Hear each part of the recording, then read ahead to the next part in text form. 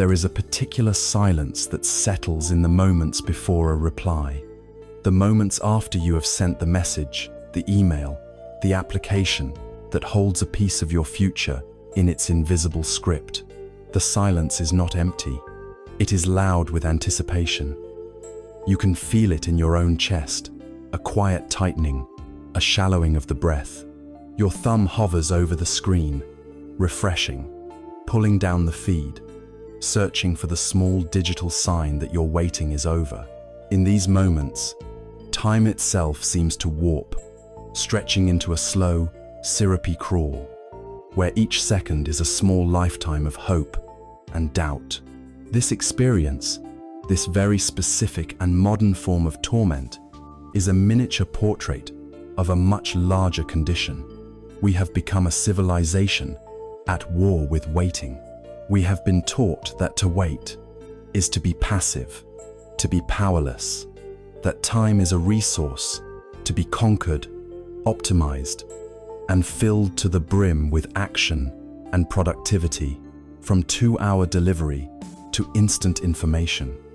We have engineered a world that caters to our impatience, and in doing so, we have created a culture of chronic anxiety, a quiet desperation that hums beneath the surface of our busy lives. We race against a clock of our own making, struggling to bend reality to our will, only to find ourselves exhausted and feeling profoundly stuck when the world refuses to comply with our timeline. But what if this entire struggle is based on a fundamental misunderstanding? What if waiting is not an empty void to be endured, but a fertile space to be entered? What if patience is not a form of passive resignation, but an active and profound expression of wisdom? There is an ancient path, a stream of thought that has contemplated the nature of time, of desire, and of peace for thousands of years. It suggests that the solution to the agony of waiting is not to make things happen faster, but to change our relationship with the wait itself. This is the path of Buddhist insight, a gentle invitation to look differently, to see the pause not as a problem, but as a gateway to understanding the very mechanics of our own heart and mind. The world we have built is a monument to the defeat of delay. We live under the subtle, yet unyielding pressure of the immediate, a condition we might call the tyranny of now. It is not a loud, overt dictator, but a quiet and pervasive force that shapes our expectations, fuels our anxieties, and defines our very sense of worth. It is the invisible hum beneath the floorboards of modern life, a constant, low-grade fever of impatience that leaves us feeling perpetually behind schedule, even when we have nowhere specific to be. This war against waiting was not declared overnight. It was a slow and insidious campaign, waged on multiple fronts, beginning with the tools we created to serve us, which we now feel compelled to serve. Consider the technological architecture of our lives. We exist within a digital ecosystem designed for instantaneousness. A thought becomes a message, sent across the globe in a fraction of a second, and the appearance of a small checkmark, a read receipt, can trigger a physiological response, a demand for an equally swift reply. A fleeting curiosity is met by a search engine that delivers the sum of human knowledge to a glowing screen in less time than it takes to draw a full breath. We summon food, transportation, and entertainment with a tap, and we are given an estimated time of arrival down to the minute, a tiny clock that we watch with an almost obsessive focus, feeling a surge of irritation if it is delayed by even a moment. We consume our stories not in weekly installments, but in entire seasons devoured over a weekend, eliminating the space of anticipation, the communal pleasure of wondering what happens next. This relentless conditioning has rewired our neural pathways. It has trained our minds to expect a constant stream of stimulus and resolution, creating a dopamine economy where patience is a currency we are no longer willing to spend. Any pause, any delay, any moment of unresolved waiting is no longer perceived as a natural part of a process, but as a glitch in the system, a personal inconvenience, a fundamental wrongness that must be corrected.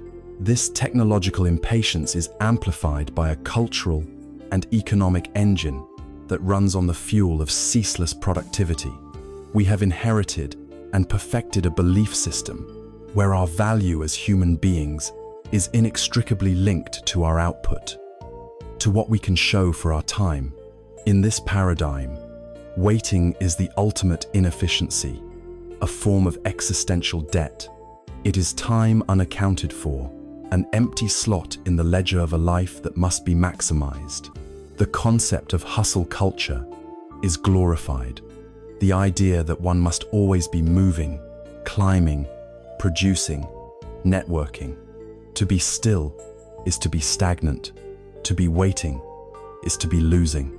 This creates an internal pressure to fill every waking moment with activity, to monetize our hobbies, to optimize our relationships, to treat rest itself as a strategic tool for future productivity.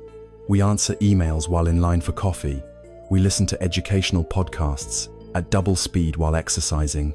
We feel a pang of guilt for simply sitting and watching the world go by without an agenda. The quiet sin of idleness haunts us, whispering that we are not doing enough, that we are falling behind an invisible competitor. We are told to seize the day, but we have interpreted this as a command to strangle every last drop of productivity from its 24 hours, leaving no room for the fallow periods, the quiet moments of gestation, where insight and wisdom are often born.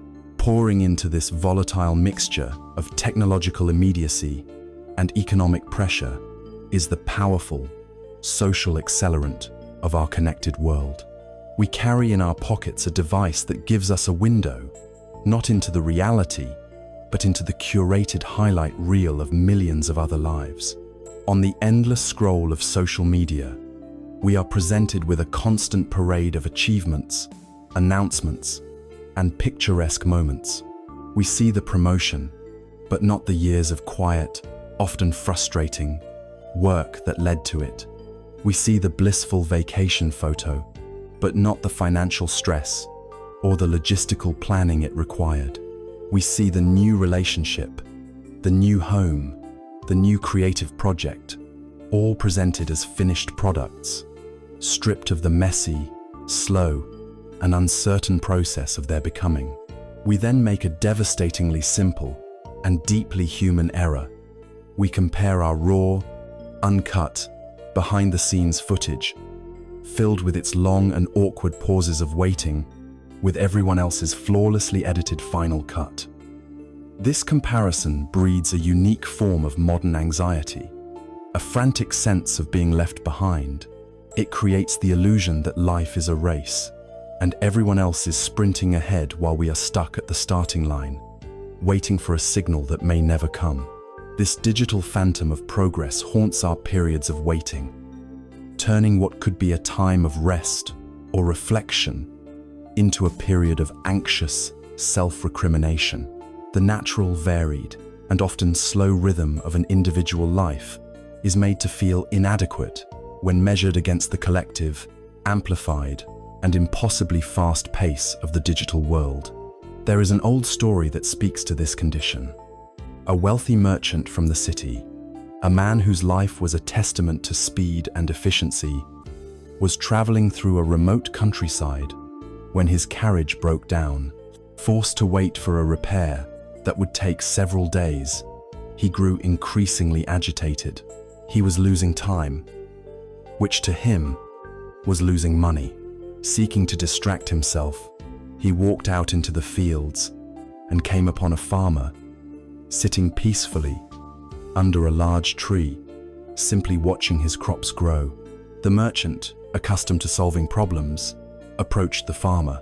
"My good man," he said, "I can see you are a patient person, but your methods are terribly inefficient.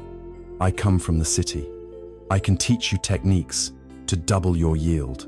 We can implement irrigation systems, use better fertilizers. You could hire men to work the fields around the clock. In a few years, you could buy all the surrounding land. In 10 years, you could own a fleet of ships to export your grain. You would be so wealthy, you would never have to work another day in your life. The farmer listened politely, a gentle smile on his face. When the merchant had finished his breathless proposal, the farmer asked a simple question. And what would I do then, once I have all this wealth and no longer need to work? The merchant puffed out his chest. Well, he declared, then you could finally sit back, relax, and enjoy your life. The farmer's smile widened. He gestured to the shade of the tree he was sitting under, to the gentle breeze rustling the leaves of his crops, and said softly, "But my dear sir, is that not exactly what I am doing right now?" The merchant stood there in stunned silence, the frantic clockwork of his mind for the first time grinding to a halt. He had spent his entire life racing towards a destination that the farmer had never left. This story illustrates the profound trap we have set for ourselves. The consequences of our war against waiting are written on our bodies and in our minds. We are burned out, our nervous systems frayed by the constant state of low-grade alert. We suffer from a collective attention deficit, our minds flitting from one distraction to another, losing the capacity for the deep focus required for meaningful work, connection, or insight. We have become strangers to the quiet contentment of simply being. This constant friction, this relentless forward momentum that leaves us feeling empty, this pervasive ache of never being satisfied with the pace of our own lives. Where does it truly come from? Is it merely a product of our modern world, or does it point to something deeper, something more fundamental about the human condition itself? To find a genuine cure, to discover a peace that is not dependent on the world speeding up, we must first have the courage to look at the diagnosis. We must be willing to examine the nature of this dissatisfaction itself, not as an external problem to be solved, but as an internal experience to be understood. Before we can find a remedy, we must first be willing to look clearly at the ailment. And in the diagnostic system of the Buddha, the first and most fundamental observation about the human condition is a truth often translated into English with the stark and heavy word, suffering. Life is suffering. For a Western mind, accustomed to optimism and the pursuit of happiness, this statement can land with the force of a slammed door. It sounds pessimistic, nihilistic, a wholesale rejection of life's joys and beauties. But this is a profound misunderstanding, born from the limitations of language. The original Pali word is dukkha, and its meaning is far more subtle, nuanced, and ultimately far more useful. Dukkha is not just the agony of a terrible wound or the grief of a profound loss. Imagine a chariot wheel that is ever so slightly misaligned with its axle. On a smooth road, it might be barely perceptible, but there is a constant, subtle bump, a vibration that prevents the journey from ever being truly smooth. Or picture a shoe that is just a fraction of a size too small. You can walk in it, you can get where you need to go, but there is a persistent, low-grade discomfort, a feeling of being constricted. This is dukkha. It is the pervasive sense of unsatisfactoriness, the feeling that things are not quite right, the background hum of stress, friction, and discontent that runs through even our most pleasant experiences. The Buddha was not a pessimist. He was a supreme realist, a compassionate physician of the mind. And, like any great doctor, his first step was not to offer a premature cure, but to make an honest and unflinching diagnosis of the human heart, to name the ache. To truly grasp this diagnosis, it helps to understand that dukkha manifests in three distinct, yet interwoven, ways. The first is the most obvious. the one that the word suffering most closely captures. This is the dukkha of painful experiences. It is the pain of the body in sickness, injury, and old age.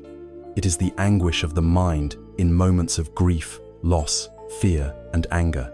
It is the sharp, undeniable pain of not getting what we want, of being separated from what we love, of encountering what we despise. This is the raw, visceral aspect of our vulnerability, and no one is immune to it. The second flavor of dukkha is more subtle. It is the dukkha of change or impermanence. This is the stress that comes from the fact that even our happiness is fleeting. We get the promotion we worked so hard for, and for a while, it brings joy. But soon, the novelty fades, new pressures arise, and the satisfaction dissipates. We have a perfect, joyful day with loved ones, and it is beautiful, but it is tinged with the quiet, background knowledge that it must end, that this moment cannot be frozen in time. The new car gets its first scratch. The vibrant bloom of youth gives way to the lines of age. The most passionate love affair settles into a different, less ecstatic rhythm. This form of dukkha arises from our attempt to cling to pleasant experiences, to build a permanent home on the shifting sands of an ever-changing reality. It is the suffering not of pain, but of pleasure's inevitable passing. The third and most profound level is the dukkha of conditioned existence itself. This is the deepest, most pervasive form of unsatisfactoriness. It is the background friction that arises simply from being a complex, conditioned being in a world of other complex, conditioned phenomena. It is the subtle exhaustion that comes from the constant effort of maintaining a separate sense of self in the face of a universe that is constantly challenging its solidity. This is the feeling behind the question, is this all there is? After achieving a major life goal, it is the restlessness that keeps us scrolling through our phones, seeking the next little hit of stimulation. It is the vague, unnameable anxiety that can surface in moments of quiet when there are no distractions to keep it at bay. And the agony of waiting is a perfect case study in this third form of dukkha. The state of waiting is the ultimate expression of our conditioned existence. A self that desires a specific outcome is placed in a reality that is unfolding according to its own vast and intricate set of conditions at its own pace. The friction between our wanting and the world's being is sankhara dukkha in its purest form.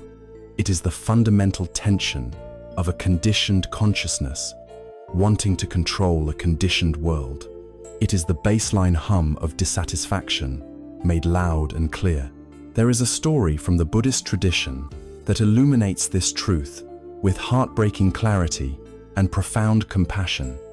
It is the story of a young woman named Kisa Gotami. She had a young son, the light of her life, who one day fell ill and died. Consumed by a grief so powerful it bordered on madness, Kisa Gotami refused to accept his death. She clutched the small, cold body of her child and went from house to house, from person to person, begging for a medicine that could bring him back to life. Some people turned away from her, others mocked her delusion, but no one could help. Finally, a wise man saw her desperation and, instead of dismissing her, directed her to the Buddha. She laid her son at the Buddha's feet and pleaded, "Can you give me the medicine that will cure my boy?" The Buddha looked at her with immense compassion and said, "I can, but to make this medicine, I require a special ingredient. I need you to bring me a single mustard seed from a house in this village where no one has ever lost a child, a parent, a spouse, or a friend." Hope surged in Kisa Gotami's heart. A single mustard seed seemed like such a simple task. She immediately set off, going from door to door. At the first house, she asked, "The Buddha has sent me. Can you spare a mustard seed for a medicine to cure my son?" The woman of the house replied, "Of course, we have plenty." But as she was about to hand it over, Kisa Gautami remembered the Buddha's condition. "Wait," she said, "has anyone in this house ever died?" The woman's face fell. "Oh, my dear," she said, "the living are few, but the dead are many. Do not remind me of our deepest grief." Kisa Gautami went to the next house, and the next, and the next. The story was the same everywhere. Every family had mustard seeds to spare, but every family had also been visited by death. As the day wore on, and the sun began to set, the truth began to dawn on her, not as a harsh lesson, but as a vast, shared reality. The body of her son grew colder in her arms. She realized that her devastating pain was not uniquely hers. It was the common inheritance of all human beings. Her personal tragedy was a thread in the universal tapestry of loss. With this realization, her frantic, desperate search for a private cure dissolved into a deep, quiet understanding of the human condition. She took her son to the cremation ground, and having accepted the inescapable nature of impermanence, she returned to the Buddha, no longer seeking a medicine for her child, but seeking a path to peace for herself. The Buddha's genius was that he did not tell her, "Your son is gone, accept it." He gave her a task that allowed her to discover this truth for herself through her own direct experience. This is the spirit in which the first noble truth is offered. It is not a doctrine to be believed, but a reality to be seen and acknowledged. Acknowledging dukkha is not an act of surrender. It is the first courageous step toward liberation. It is like finally turning on the lights in a dark room you have been stumbling around in for years, constantly bumping into furniture. With the light on, you can see the layout of the room clearly. You see the obstacles. You see the open spaces. You see things as they are. The act of naming the ache, of recognizing the subtle background hum of unsatisfactoriness as a universal characteristic of conditioned existence, rather than a personal failing, is profoundly freeing. It is an act of supreme self-compassion. We stop blaming ourselves for feeling incomplete, for feeling anxious while we wait, for not being perpetually happy. We see that these feelings are not a sign that we are broken, but a sign that we are awake to the nature of our own lives. This clear-eyed, compassionate diagnosis is the essential foundation upon which all genuine healing is built. It silences the frantic search for blame and replaces it with a calm, focused curiosity. And that curiosity naturally leads us to the next, most vital question on this path to peace. The question a great physician asks after identifying the illness. Now that we have seen the symptom, what is its underlying cause? Having diagnosed the pervasive ache of existence, the background hum of dissatisfaction that we call dukkha, we are naturally led to the physician's next question. What is its cause? The Buddhist answer to this is not a person to blame or an event to regret, but a fundamental law of reality, a principle so profound and all-encompassing that seeing it clearly can dismantle the very foundation of our suffering. This principle is known as Pratītyasamutpāda in the ancient Pali language, a term that can be translated as dependent origination, or perhaps more poetically, as interconnected arising. This is not a complex metaphysical dogma to be memorized, but a description of the very texture of reality, the secret grammar that governs all of life. The principle can be stated with an elegant, almost mathematical simplicity. When this is, that is. From the arising of this comes the arising of that. When this is not, that is not. From the ceasing of this comes the ceasing of that. What this means is that nothing, absolutely nothing, exists in isolation. No object, no person, no thought, no event, no feeling, has an independent, self-contained existence. Everything that comes into being does so in dependence upon a vast, intricate, and mostly unseen web of other causes and conditions. We live our lives under the powerful illusion of separateness. We see a tree, a cloud, a cup of coffee, a person, a problem, and we perceive them as distinct, self-contained entities. But dependent origination invites us to look deeper, to see that this perception of separateness is a mental shortcut, a useful fiction that allows us to navigate the world, but a fiction nonetheless. The truth is that everything leans on everything else. The universe is not a collection of things. It is a symphony of relationships. To make this tangible, the great Zen master Thich Nhat Hanh would often invite his students to meditate on a simple sheet of paper. He would hold it up and ask, "What do you see?" We see a thin, white, rectangular object. But he would guide us to look more deeply. If we look with the eyes of interconnected arising, we can see a cloud floating in the paper. We know this because without a cloud, there can be no rain. Without rain, the trees cannot grow. And without trees, we cannot make paper. So the cloud is undeniably present in the sheet of paper. And if we look further, we can see the sunshine. The sun is essential for the tree to grow through photosynthesis, so the sunshine is also in the paper. And what else? We can see the logger who cut down the tree, and we can see his axe. We can see his parents who gave birth to him, and we can see the wheat that made the bread he ate for breakfast, which in turn required its own sun, rain, and earth to grow. We can see the miner who dug the ore that became the metal for the saw, and we can see the person who packed and shipped the paper to the store where we bought it. The entire economy, all of human history, is folded into this seemingly simple object. The paper, in fact, is empty of only one thing. It is empty of a separate, independent self. It is full of everything else. It is full of the entire cosmos. Its existence is dependent on a near-infinite chain of non-paper elements. This is because that is. The paper is here because the cloud, the sun, the logger, and the wheat were there. If any one of those conditions were to be removed, the sheet of paper could not exist in our hands. Now, let us turn this powerful lens away from the sheet of paper and point it toward the circumstances of our own lives, especially those that cause us to wait.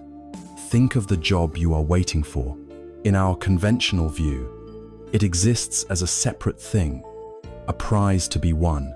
But in reality, that job opening is a confluence of countless conditions. It exists because of specific market forces, because of the company's financial performance last quarter, because of a strategic decision made in a boardroom months ago, because the person who previously held the role decided to retire, or move, or take another position. Your chance of getting it depends not only on your own qualifications, but on the other candidates who applied, the mood and personal biases of the interviewer, the quality of your internet connection during the video call, and even the breakfast they had that morning. The arrival of a loving relationship is the same. It is not just the meeting of two separate people. It is the meeting of two entire universes of conditioning. It is your family history meeting their family history. It is your past joys and traumas meeting theirs. It is a shared language, a cultural context, a moment of serendipity, a mutual willingness to be vulnerable. The relationship is not a static noun. It is an active, ever-changing verb, a continuous process of co-creation, dependent on thousands of daily inputs of kindness, attention, and forgiveness. Even the feeling of anxiety you experience while you wait is dependently arisen. It is not a solid, monolithic thing that belongs to you. It arises from a cocktail of conditions: a desire for a certain outcome, a belief about how things should be, a lifetime of conditioning around success and failure, the amount of sleep you got last night, and the caffeine currently in your bloodstream. When you see this, the feeling of anxiety loses its solid, personal identity. It is no longer my anxiety, but simply the arising of an anxious feeling due to causes and conditions. The profound, life-altering implication of seeing the world this way is the gradual softening and dissolution of the tyrannical, controlling self, the I that we place at the center of our universe, the one that believes it is the sole author of its successes and the sole victim of its failures, is revealed to be part of the illusion of separateness. When we understand that any given outcome is the result of a million converging influences, the frantic need to control everything begins to relax. This doesn't mean we become passive or fatalistic. Our actions, our intentions, our efforts are still vitally important, but they are understood as just one set of conditions among countless others. We contribute our stream to the great river, but we do not control the river's course. This understanding is the ultimate antidote to blame, guilt, and frustration. How can you truly blame another person when you see that their actions are also the product of a lifetime of conditioning you know nothing about? How can you wallow in guilt when you realize that your own past mistakes were made with the level of wisdom and the set of conditions you had at that time? How can you remain frustrated with a situation when you see it not as a personal affront, but as the impersonal, logical unfolding of a vast network of causes? This perspective doesn't eliminate pain, but it removes the second arrow of self-recrimination and bitterness that so often follows. It fosters a deep sense of humility, compassion, and a quiet awe at the intricate dance of existence. We can imagine reality as this vast, silent, unseen river of causes and effects, flowing through everything. Our lives, our hopes, our fears are not separate rocks on the riverbank watching it go by. We are eddies and currents within the river itself. When you are waiting for something to happen, for a test result, for a lover's return, for a creative insight, you are waiting for a particular confluence of currents, a specific pattern to emerge from the endless flow. You cannot stand on the bank and command the river to flow faster. You cannot force a particular eddy into existence. All you can do is learn to be present with the part of the river you are in right now, to navigate its currents with as much skill and wisdom as you can muster. Your effort is your contribution to the flow, but it is not the whole flow.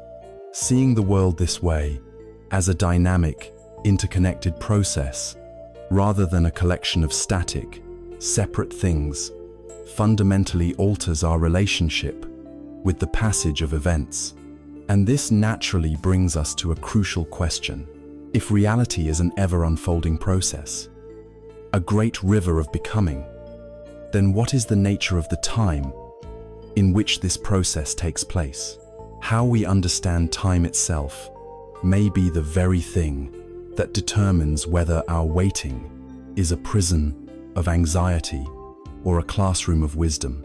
Having seen that all of existence is a vast, interconnected river of causes and conditions, we must now turn our attention to the very water of that river, the medium in which this great unfolding takes place, time itself. Our relationship with waiting is, at its core, a relationship with time, and the model of time we have inherited in the modern world is perhaps the primary source of our anxiety. We have been taught to see time as a straight line, a fixed road stretching from a past that is irrevocably behind us to a future that is waiting up ahead. It is a finite resource, a cosmic currency. We are told to spend it wisely, to save it, to invest it, to not let anyone waste it. We schedule our lives in neat, rectangular blocks, and we measure our progress by how far we have moved along this imaginary timeline. In this linear, economic model, waiting is a form of bankruptcy. It is a dead zone on the highway of life, a stretch of road with no scenery and no exit, where we are simply burning fuel without making progress. It is a period of zero return on our most valuable asset.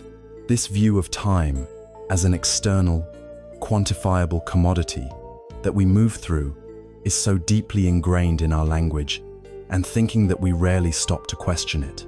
Yet, it is this very model that turns the natural pauses of life into periods of profound distress, for it frames them as a failure to move forward, a deviation from the all-important schedule of achievement. The Buddhist perspective offers a radical and liberating alternative. It invites us to consider a possibility that feels at once completely obvious and deeply revolutionary. The only time that is ever real is the present moment.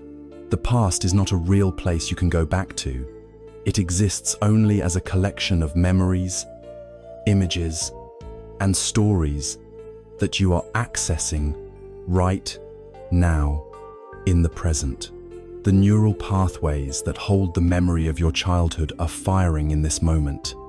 The feeling of nostalgia or regret is a present tense experience. The past is a ghost that haunts the living room of the now. Similarly, the future is not a real destination, waiting for you up ahead on the road. It exists only as a constellation of thoughts, hopes, fears, and plans that are being generated by your mind right now. The anxiety you feel about an upcoming event is not happening in the future.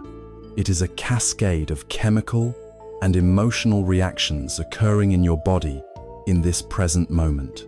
The future is a dream you are having while you are awake. We are not travelers on a road of time. We are beings who exist in a timeless, ever-present now, a now that is itself constantly changing, constantly new. The implications of this are staggering. It means you can never actually be stuck waiting for the future. You can only be in the present moment, perhaps while having thoughts about the future. The goal, then, is not to get to the future faster, but to become fully alive to the only time you will ever have, this one precious, unfolding moment. This reimagining of time profoundly changes our understanding of processes. When we are waiting for something, for a wound to heal, for a seed to sprout, for a project to come to fruition, a linear model of time makes us impatient. We see time as an empty container that we just have to endure until the result is poured into it. But through the lens of dependent origination, time is not an empty container. It is the very process of ripening. Think of the difference between an assembly line and a garden. An assembly line operates on chronos, on quantitative, mechanical time. You can speed it up, add more workers, run it 24 hours a day to produce a result faster. A garden operates on a different kind of time. You cannot force a tomato to ripen by pulling on it. You cannot command a seed to germinate by shouting at it. You can provide the right conditions, good soil, water, sunlight, but then you must allow the process of ripening to unfold according to its own internal, organic wisdom. This ripening is the temporal expression of dependent origination. It is the time it takes for the necessary causes and conditions to converge and mature into an effect. From this perspective, time is not something to be defeated, but a process to be respected. Waiting, then, is transformed. It is no longer a passive, empty endurance, but an active participation in the process of ripening. It is the work of the gardener who watches, tends, and trusts that the unseen processes of growth are happening, even when the surface of the soil looks exactly the same as it did yesterday. We are not waiting for something to happen in the future. We are witnessing it happen, moment by moment, in the subtle chemistry of the present. There is a classic Zen story that captures the essence of this shift in perspective. A student asks an old Zen master, who is known for his profound peace and clarity, "Master, what is the secret to your enlightenment? What is your special practice?" The master smiles and replies, "My secret is this. When I am hungry, I simply eat. When I am tired, I simply sleep." The student is confused and a little disappointed. "But master," he says, "doesn't everybody do that? Everyone eats when they are hungry and sleeps when they are tired. What is so special about that?" The master's smile remains. "No," he says, "when most people eat, they are not really eating. They are thinking of 100 other things. They are worrying about work. They are planning their afternoon. They are reliving a past argument. Their body is at the table, but their mind is somewhere else. When most people sleep, they are not really sleeping. They are dreaming, anxious dreams, their mind still churning with the day's events. When I eat, I just eat. My mind is completely with the act of eating. When I sleep, I just sleep. There is no separation. The student's error is the error of us all. We live in a state of perpetual inner division, our bodies in one moment, our minds in another. When we are waiting, this division is at its most extreme. Our body is here, in this chair, in this room, but our mind is living entirely in a projected future, a fantasy land of what-ifs and if-onlys and when-thens. The master's secret is the practice of radical presence, the art of collapsing this division, of bringing your whole being to the only time that is real, which is now. This does not mean we abandon planning or neglect our responsibilities. The enlightened master still chops wood and carries water. We still set our alarms, attend our meetings, and work towards our goals. But our fundamental sense of well-being is relocated. It is moved from its precarious position in a hypothetical future and anchored firmly in the reality of the present moment. Our peace is no longer held hostage by the arrival of a specific outcome. We discover that it is possible to be at peace while moving towards a goal, while waiting for a result, while living with uncertainty. We learn to inhabit our lives as they are, not as we wish them to be. This redefinition of time, from a line to be conquered to a depth, to be experienced, is the key that unlocks the prison of impatient waiting. It frees us to engage with the world with a newfound lightness and grace. And this leads us to the most practical question of all. If the only real moment is now, and if reality is a process of ripening, what then is the significance of our actions within this present moment? How do the things we choose to do, say, and think right now, in this sacred space of the present, influence the quality of the moments that will ripen in what we call the future? This brings us to the heart of ethical and intentional living, to the powerful and often misunderstood law of karma. Our understanding of time and interconnectedness brings us to one of the most powerful and perhaps most misunderstood concepts in Eastern philosophy, the law of karma. In the West, the word karma has been absorbed into the popular lexicon as a kind of cosmic boomerang, a universal system of moral justice, where good deeds are rewarded and bad deeds are punished. We imagine a celestial accountant keeping a tally, ensuring that everyone eventually gets what they deserve. While this notion contains a sliver of the truth, it is a dramatic oversimplification, one that can lead to a cruel and inaccurate view of the world, suggesting that those who suffer must have somehow earned it. To grasp the profound wisdom of this teaching, we must strip away these layers of supernatural fantasy and return to the word's original, far more practical and psychological meaning. The Sanskrit word karma literally means action. That is all. It is not fate. It is not destiny. It is not a divine reward and punishment system. It refers specifically to volitional action, that is, any action driven by intention. It is the law of cause and effect applied to the human mind. Every intentional action we perform, whether great or small, is a cause. And like any cause, it will inevitably have an effect. Every action is a seed we plant, and that seed will, when conditions are right, bear its corresponding fruit. These karmic seeds are planted through three primary gateways: the body, speech, and the mind. The actions of the body are the most obvious. An act of physical generosity, a helping hand offered to someone in need, is a seed of connection and goodwill. An act of physical violence is a seed of pain and fear. The actions of speech are just as potent. Words can be used to heal, to encourage, to clarify, and to connect. This is skillful, wholesome karma. Or words can be used to deceive, to slander, to divide, and to wound. This is skillful, unwholesome karma. But the most crucial and subtle gateway, the very root of karma, is the mind itself. For it is intention, the volition behind the act, that gives an action its karmic weight. A word of praise offered with a hidden, manipulative intent plants a very different seed than a word of praise offered with genuine appreciation. It is the quality of our intention that matters most. This is why cultivating our inner world is of paramount importance.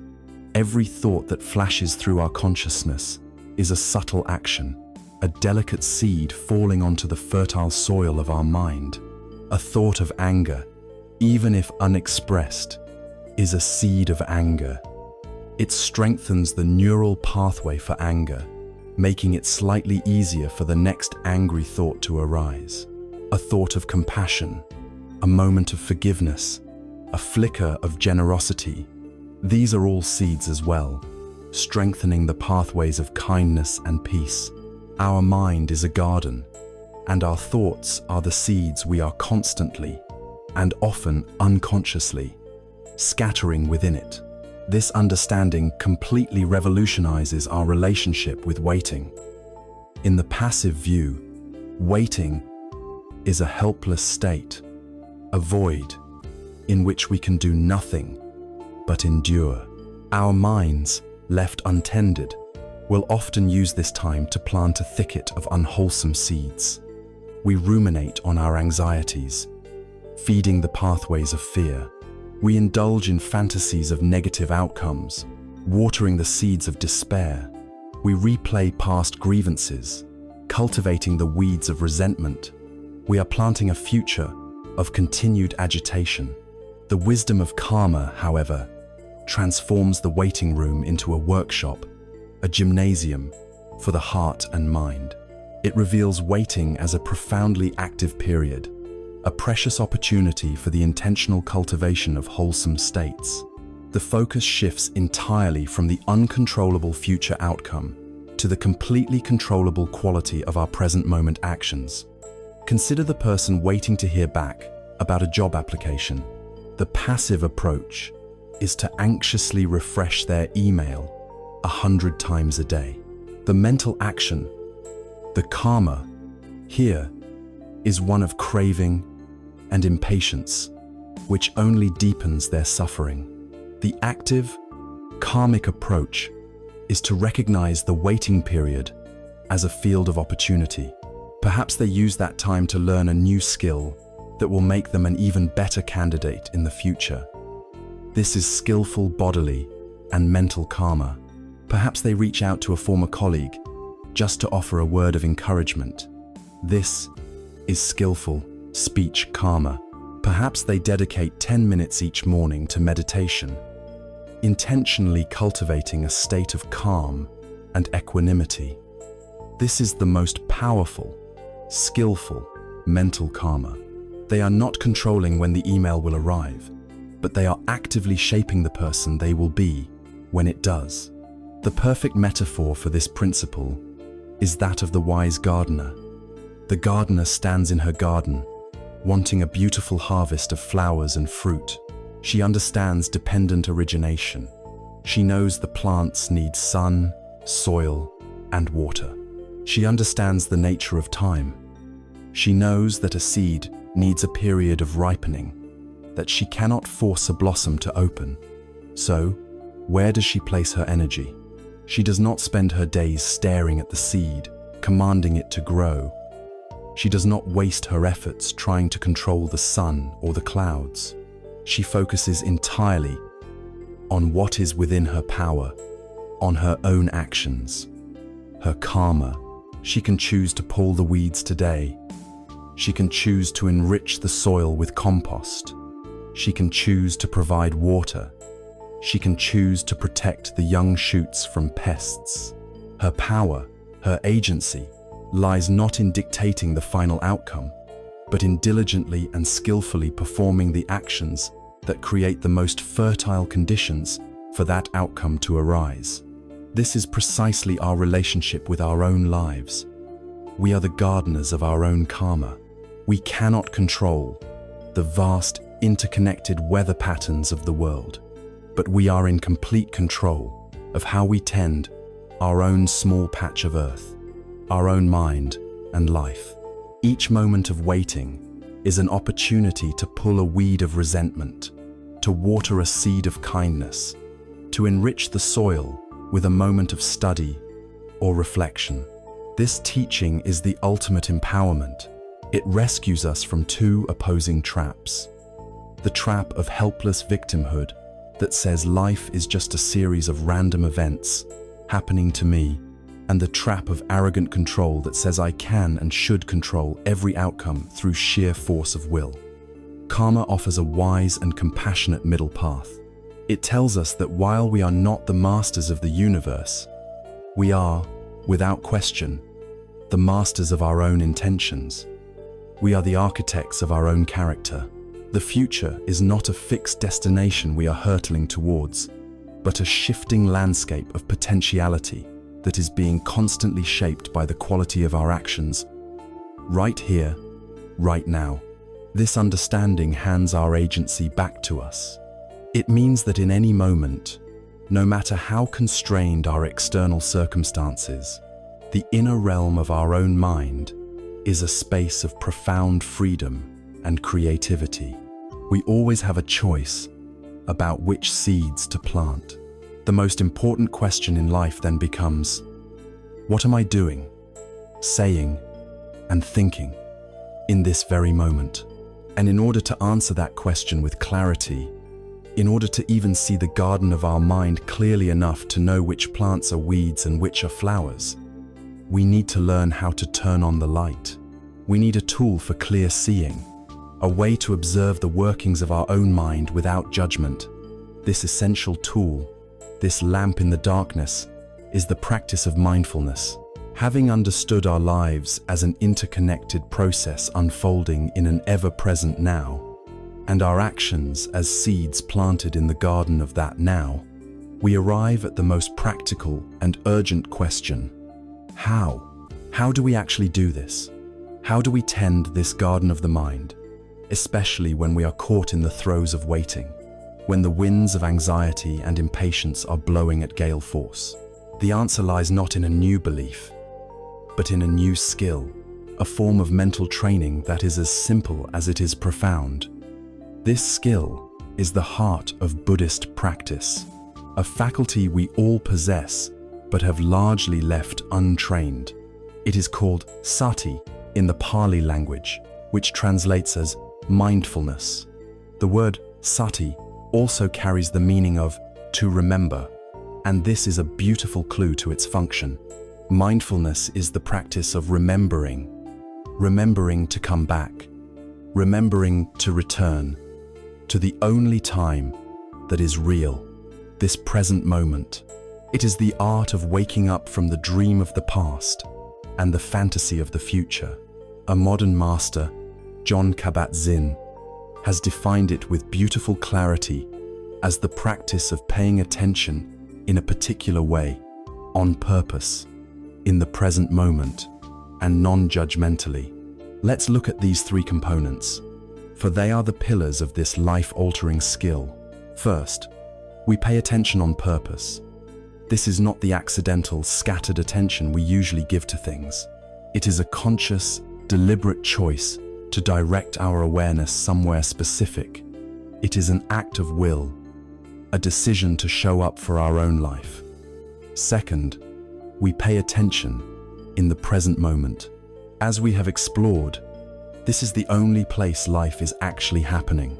To be mindful is to intentionally withdraw our awareness from its habitual wanderings in the realms of memory and speculation, and to anchor it firmly in the raw, unfolding reality of right now. The third component is the secret ingredient, the element that makes mindfulness a practice of compassion rather than another form of self-control. We pay attention non-judgmentally. This is perhaps the hardest part to grasp. It does not mean that judgments will not arise. The mind is a judgment factory. It is what it does. It will label experiences as good or bad, pleasant or unpleasant, wanted or unwanted. Non-judgmental awareness means we learn to notice this judging process without being swept away by it. We see the label of bad arise, and instead of either believing it wholesale or fighting with it, we simply note it. Ah, there is a judgment of bad arising. We adopt an attitude of gentle curiosity towards our own inner world, the way a kind scientist might observe a natural phenomenon, or the way a loving grandparent listens to a troubled child. It is a quality of warm, spacious, unconditional acceptance for whatever arises in our field of awareness. This quality of kindness is what allows us to stay present, especially when the present moment is difficult. So how do we train this muscle of mindful attention? We begin with the most basic and accessible object of awareness we have, something that has been with us from the moment of our birth to this very second, the breath. The breath is the perfect anchor for our attention. It is always with us. It is always happening in the present moment. You cannot breathe in the past or in the future, and it is a relatively neutral process, free from the heavy emotional charge that many of our thoughts carry. To begin the practice, you don't need any special equipment. You simply need to find a place where you can sit for a few minutes without being interrupted. You can sit on a cushion on the floor, or you can sit on a chair. The important thing is to find a posture that embodies a sense of dignity and alertness. Sit with your back relatively straight, but not rigid. Let your shoulders relax. Let your hands rest in your lap or on your knees. You can gently close your eyes, or if you prefer, you can leave them slightly open with a soft, unfocused gaze directed towards the floor a few feet in front of you. And then, you simply give yourself permission to do nothing. For these few minutes, there is nowhere to go, nothing to fix, nothing to achieve. Your only task is to be present with your own life as it is. Now, you intentionally, on purpose, bring your attention to the physical sensations of your own breathing. You are not trying to control the breath or change it in any way. You are not thinking about the breath. You are feeling its raw physical reality.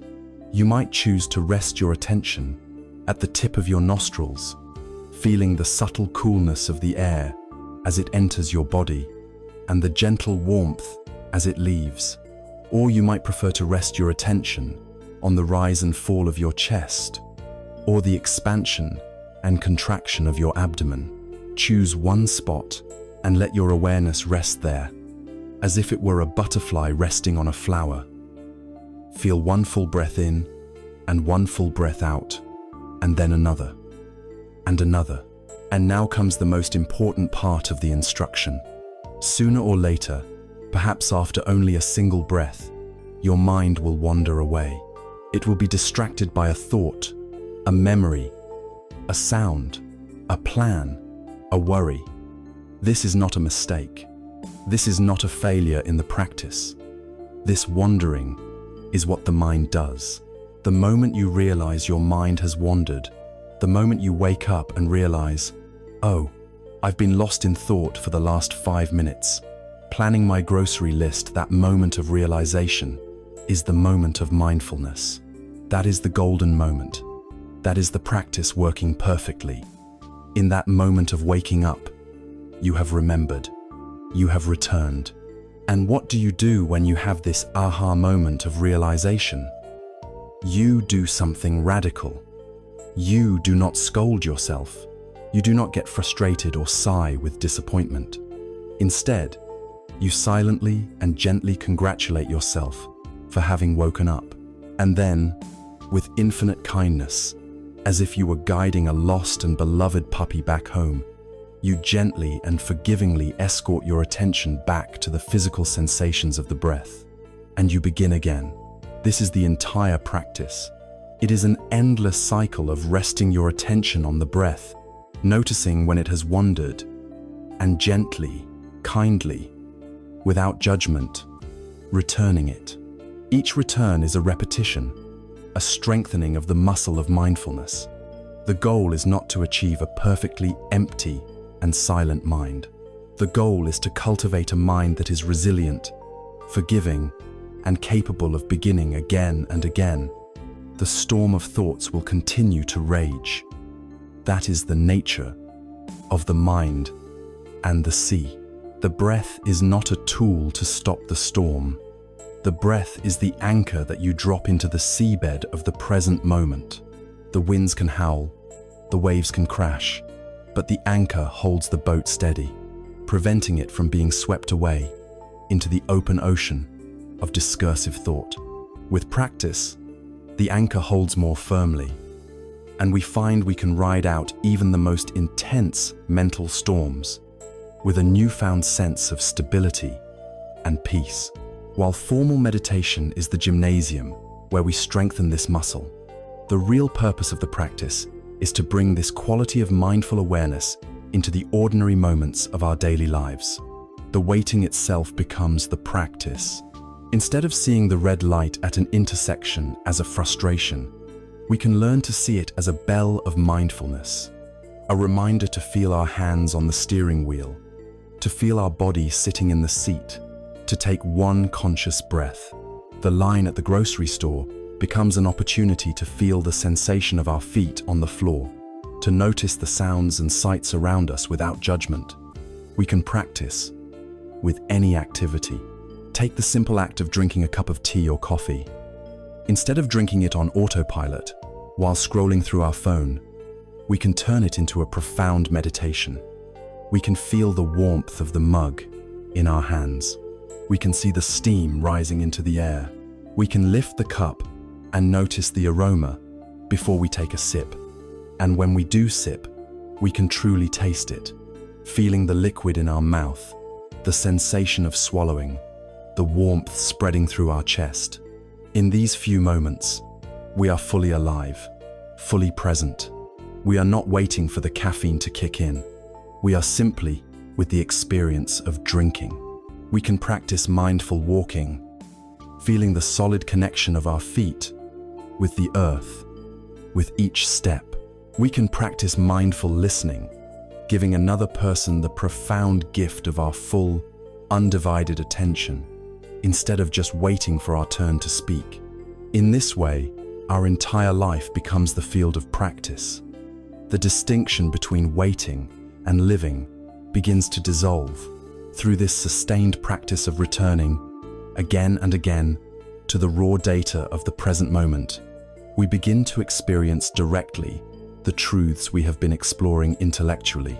We see for ourselves, not as a theory, but as a lived reality, the impermanent nature of our thoughts. We watch them arise like clouds in the sky, linger for a moment, and then dissolve, all on their own. We realize they are not as solid or as personal as we believed. We begin to understand that we are not our thoughts. Rather, we are the spacious awareness in which the thoughts appear.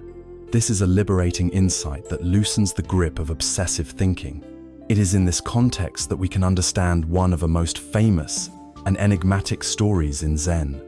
One day, the Buddha stood before his disciples on a mountain. He did not speak. He simply held up a single flower. The entire assembly of monks and followers stared at the flower, their minds racing, trying to decipher the profound philosophical meaning behind the gesture. What did it symbolize? What complex doctrine was he trying to convey? They were lost in thought, lost in the future of an explanation. But one disciple, a man named Mahakasyapa, simply saw the flower. He saw it directly, without a screen of concepts or interpretations. He was fully present with the simple, beautiful reality of the flower in that moment, and a smile bloomed on his face. The Buddha saw his smile and declared, "I have the treasury of the true Dharma I, the wondrous mind of nirvana, and I have transmitted it to Mahakasyapa." The transmission was not a complex idea. The transmission was simple presence. It was mindfulness. The ultimate wisdom was not in thinking about the flower, but in being with it. This is what we are training ourselves to do, to put down our heavy baggage of concepts and anxieties, and learn to simply be with the flower of the present moment. And now that we have this anchor, this stable platform of non-judgmental awareness, we are prepared to face the fiercest storms that arise within us. What do we do when the present moment is not as lovely as a flower, but is filled with the thorns of fear, the heat of anger, or the weight of grief? How do we use this mindful stability to welcome even the most difficult and unwanted of emotional guests? With the anchor of the breath firmly in our grasp, we have cultivated a stable platform from which to observe the inner weather of our own minds.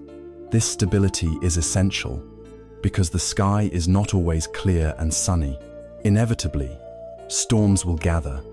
The dark clouds of fear, the sharp winds of anger, the heavy rain of sadness, and the dense fog of frustration will roll in. These are the difficult emotions that we spend most of our lives trying to avoid. Our typical strategy for dealing with these unwanted guests is one of two extremes. The first is suppression. We pretend the storm isn't happening. We lock the doors, pull the curtains, and turn up the volume on our distractions: work, entertainment, food, anything to numb the feeling and push it down into the basement of our consciousness. But we know, intuitively, that this is exhausting work. It is like holding a beach ball underwater. It takes constant energy, and eventually, the suppressed emotion bursts forth, often with far more force than it originally had. Our other strategy is the opposite: complete identification. We run out into the storm, letting ourselves be completely swept away by the wind and the rain. We become the anger, we become the fear, shouting its script, embodying its energy, and often creating wreckage in our lives and relationships that we later regret. We strengthen the very neural pathways we wish would weaken. Mindfulness offers a third way, a middle path of profound courage and wisdom. It suggests that instead of running from the guest, or becoming the guest, we can learn to be a gracious host. We can open the door, invite the difficult emotion in, offer it a seat by the fire of our awareness, and simply sit with it, listening quietly and learning what it has to teach us. Before we can extend this hospitality, we must first ensure that our house is secure.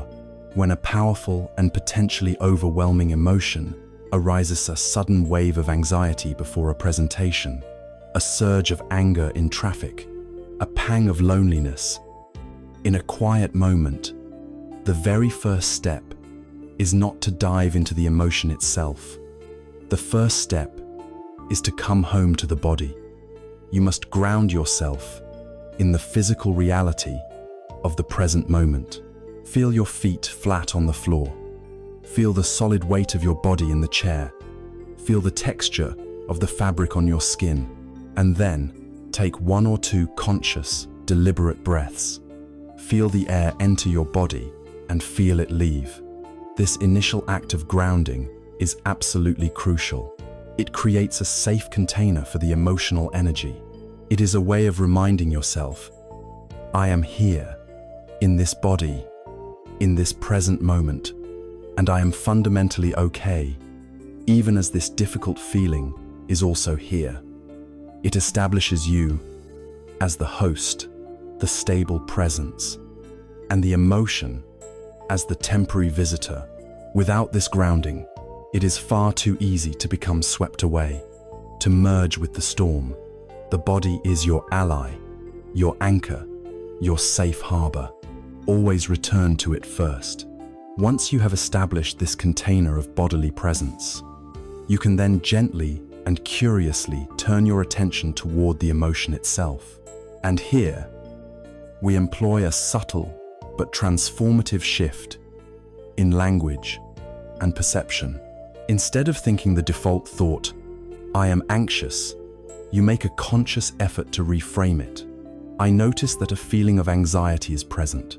This may seem like a small semantic trick, but its psychological impact is immense. The phrase, I am anxious, creates a total fusion. Your entire identity is collapsed into the feeling. You are the anxiety. The phrase, a feeling of anxiety is present, creates a space. It reframes the emotion as a temporary event, a transient weather pattern passing through the vast, open sky of your awareness. You are the sky, not the cloud. Having created this space, you can then investigate the emotion not as an abstract concept, but as a collection of raw physical sensations. Ask yourself, where do I feel this anger in my body? And then listen for the answer. Is it a tightness in your jaw? A burning heat in your chest? A clenched feeling in your fists? Instead of getting lost in the story of why you are angry, you bring your attention directly to these physical footprints. You meet the anger as pure energy, as pure sensation. As you observe these raw sensations, you can employ the simple but powerful technique of mental noting. As you feel the tightness in your chest, you can silently, gently whisper in your mind, tightness, tightness. As you notice the anxious, racing thoughts, you can note, thinking. As you feel the heat of embarrassment in your face, you can note, heat. This noting is not an intellectual analysis. It is a simple, non-judgmental labeling of what is present. It acts as a rudder for your attention, helping to keep it on the direct, moment-to-moment experience of the emotion, preventing it from getting hijacked by the powerful narrative, the story of me and my problem. It keeps you in the role of the curious observer. With each gentle note, you are reaffirming your presence, your stability as the host who is simply acknowledging the different facets of the guest's personality. You are not judging the tightness or the heat. You are simply recognizing it is there. In doing so, you are performing an act of radical validation for your own experience, an act of profound kindness to yourself. This entire practice is perfectly illustrated by the Buddha's parable of the 2 arrows. He taught that in life, we cannot avoid being struck by the first arrow. This arrow represents the unavoidable, painful events of human existence. It is the sharp sting of being criticized, the pain of a loss, the disappointment of a failure, the sickness of the body. These things happen to everyone. They are a part of life. There is no spiritual practice that will make you immune to the first arrow. However, the Buddha said, most of us Immediately after being struck by the first arrow, shoot ourselves with a second one. The second arrow is our reaction to the first. It is the arrow of our own mind. It is the story we tell ourselves. Why me? This is terrible. I can't stand this feeling. This shouldn't be happening. It is the anger, the resentment, the self-pity, the fear, and the resistance we layer on top of the initial, clean pain. The first arrow causes pain. The second arrow causes suffering. The practice of mindfulness, of learning to sit with difficult emotions, is the art of learning to allow the first arrow to strike without reaching for the second one. It is the courage to feel the clean pain of reality without amplifying it with the poison of our own resistance. It is learning to say, yes, this is painful, this is difficult, and I have the capacity to be with this pain without making it worse. When you can hold your seat in the presence of a difficult emotion, when you can observe its physical sensations and the thoughts it generates with a degree of non-judgmental space, you may find that a gentle, curious inquiry becomes possible. You can, in a sense, ask the emotion a question, not with words, but with an attitude of open listening. You might ask the anxiety, what are you trying to protect me from? You might ask the anger, what boundary has been crossed? What do you believe is unjust? You might ask the sadness, what has been lost? What do you value so deeply? Often, beneath the surface of these difficult emotions, there lies a place of deep vulnerability, a tender spot that the emotion is trying, in its own clumsy way, to defend. By listening with compassionate attention, we can learn its secrets and respond to our own needs with wisdom, rather than blind reaction. As we engage in this brave and compassionate practice, we will begin to notice something truly remarkable. We will see, in our own direct experience, that no emotion is solid or permanent. The fierce wave of anger crests, holds its shape for a moment, and then inevitably begins to soften and recede. The tight knot of anxiety clenches, and then, with our patient attention, it may loosen its grip. The heavy cloak of sadness feels all-encompassing, and yet moments of neutral sensation, or even ease, can still appear within it. The guest does not stay forever. The storm always passes. This direct, first-hand observation of the fluid, dynamic, and ever-changing nature of our own inner world is the experiential gateway to understanding a universal law that governs not only our emotions, but all of existence. What is this fundamental principle of reality that our feelings are constantly demonstrating to us? It is the profound and liberating truth of impermanence. Having learned to host the ever-changing weather of our emotions with a steady, mindful presence, we begin to notice a profound truth, not just about our feelings, but about the nature of existence itself. We see that the tight knot of anxiety eventually loosens. The fierce fire of anger burns down to embers. The heavy fog of sorrow thins and reveals patches of blue sky. No inner state is solid or permanent. This direct, experiential insight is our personal doorway to one of the three fundamental characteristics of all existence, according to the Buddha's teaching. This is the truth of Anicca, the universal law of impermanence. Anicca is the principle that everything is in a constant state of flux. Nothing is fixed. Nothing lasts. The majestic mountain that seems like the very symbol of permanence is, over eons, being imperceptibly worn down by wind and rain. The distant star that glitters in the night sky is itself part of a vast cosmic cycle of birth, life, and death. This law is written just as clearly in the fabric of our own lives. The cells of our bodies are constantly dying and being replaced, to the point that we are physically not the same person we were a decade ago. Our relationships shift and evolve. Our opinions change. Our youthful energy transforms into a different kind of strength.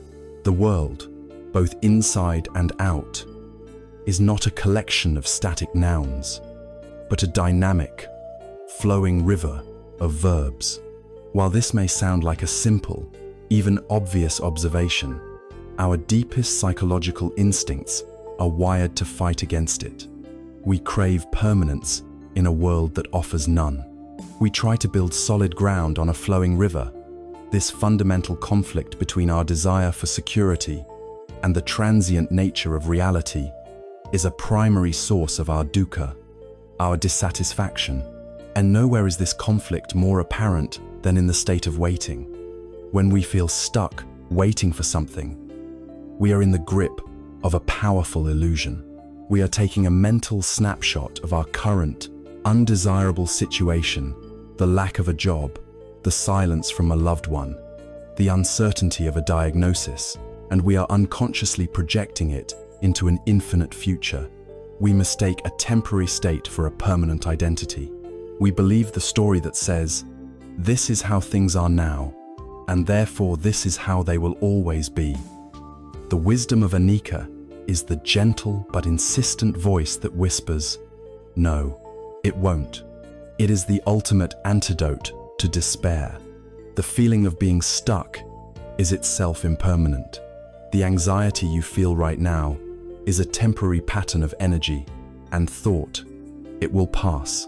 The external situation you are in, governed by the law of dependent origination, is a confluence of conditions that is itself constantly shifting and changing. To truly take in the reality of impermanence is to realize that nothing can remain stuck forever, any more than a wave can remain frozen at its peak.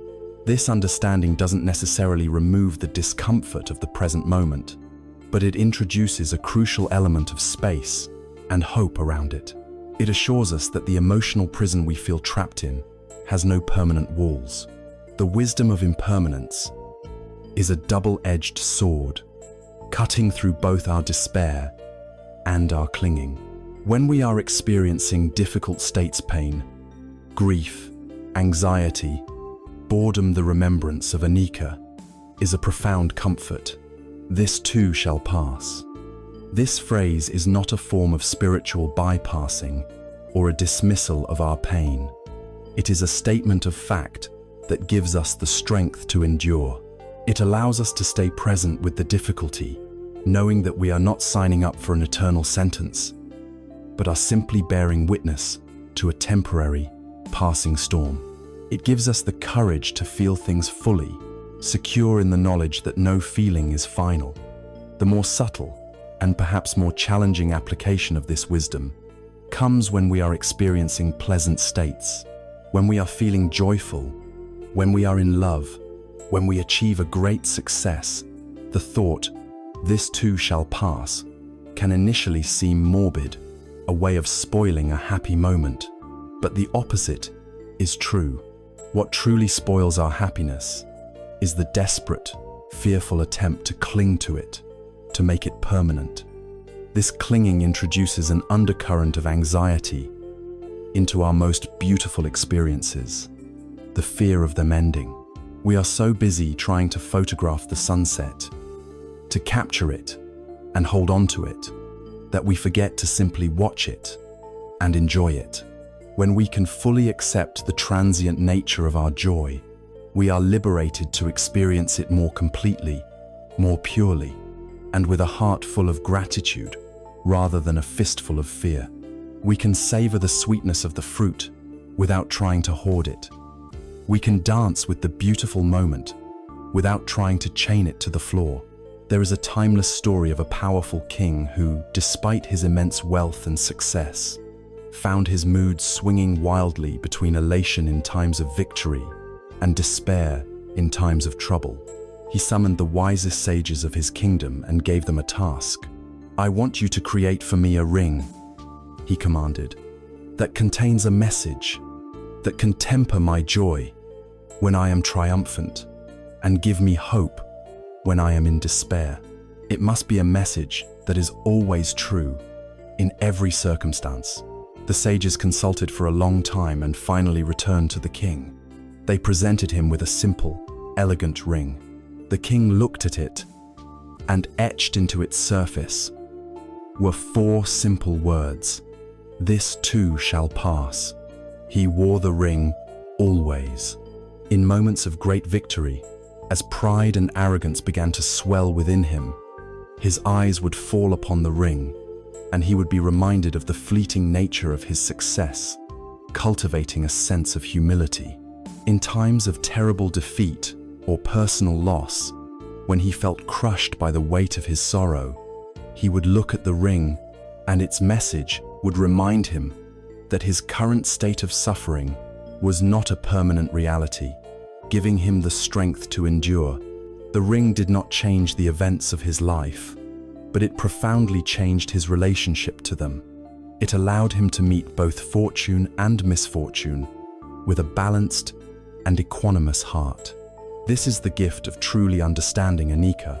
We begin to see change not as an enemy to be feared and resisted, but as an ally, as the very engine of life and possibility. If reality were permanent and static, nothing could ever grow, nothing could ever heal, no problem could ever be solved. A seed could never become a flower. A misunderstanding could never ripen into forgiveness. A period of anxious uncertainty could never resolve into clarity. When we are waiting, we are not in a static void before the change. We are in the very heart of the change itself. We are in the chrysalis. From the outside, the chrysalis may seem inert, a symbol of being stuck. But inside, the quiet, mysterious, and complete transformation from one state to another is taking place. Waiting, then, becomes a sacred space of transformation, a process to be trusted rather than a state to be escaped. This deep acceptance of the transient, flowing nature of all things naturally leads us to a pivotal question. If we cannot hold on to anything, if every outcome, every achievement, and every state of being is temporary, what does this mean for our desires and ambitions? How do we live and strive in a world where nothing lasts? How do we pour our heart into our work, our relationships, and our dreams, while knowing that we cannot cling to the results? This brings us to the very subtle and crucial art of letting go.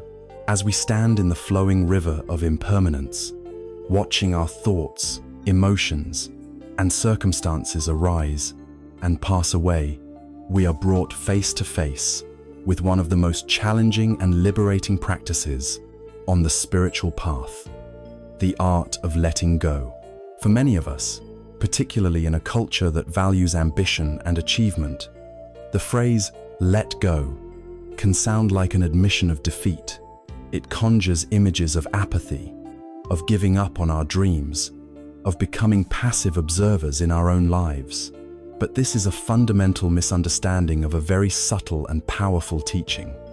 The wisdom of letting go is not about abandoning our aspirations. It is about transforming our relationship with them. It is about learning to hold our desires with an open hand, rather than a clenched fist. To understand this, we must first make a crucial distinction between wholesome desire and unwholesome clinging. In Buddhist psychology, the simple desire or intention to move in a positive direction is called chanda. This is the energy that fuels our growth. The desire to be a kinder person, the aspiration to create something beautiful, the intention to heal a relationship, the longing for wisdom and freedom. This is all chanda. It is a healthy, necessary, and beautiful part of the human journey. It is the energy that gets us on the path in the first place. The problem arises when this healthy desire curdles and hardens into its toxic counterpart, a state known as upadana, which translates as clinging, grasping, or attachment. Upadana is what happens when our wish becomes a rigid demand, when our preference becomes a non-negotiable condition for our happiness. The signature of clinging can be found in the conditional sentences that we tell ourselves, the unconscious contracts we write for our own peace of mind. I will be happy if I get that promotion. My life can finally begin when I find the right partner. I will be able to relax after I receive this piece of good news. In this formula, our present moment well-being is held entirely hostage by a future outcome. We place the key to our own happiness in someone else's pocket and then suffer from the anxiety of waiting for them to give it back. Clinging is the tense, white-knuckled grip on reality, the desperate attempt to force the universe to comply with our personal agenda. It is born from the illusion that we are in complete control and fueled by the fear that if we don't get what we want, our happiness will be impossible. This clinging, this upadana, is a direct cause of dukkha. The desire itself is not the problem. The grasping is. So what does it mean to let go? It does not mean we let go of our effort. It does not mean we stop planting wholesome seeds of karma. It does not mean we cease to act with diligence and care. We still study for the exam. We still practice for the performance. We still communicate with kindness in our relationships. The art of letting go is the art of releasing our attachment to the result of our efforts. It is the wisdom of doing our part with all the skill and integrity we can muster, and then relinquishing our claim on how it all turns out. It is a profound act of humility, an acknowledgement of the truth of dependent origination, that our efforts are only one condition among millions in the vast web of causality. Think of a master archer. She dedicates herself completely to the process. She perfects her stance, the grounding of her feet on the earth.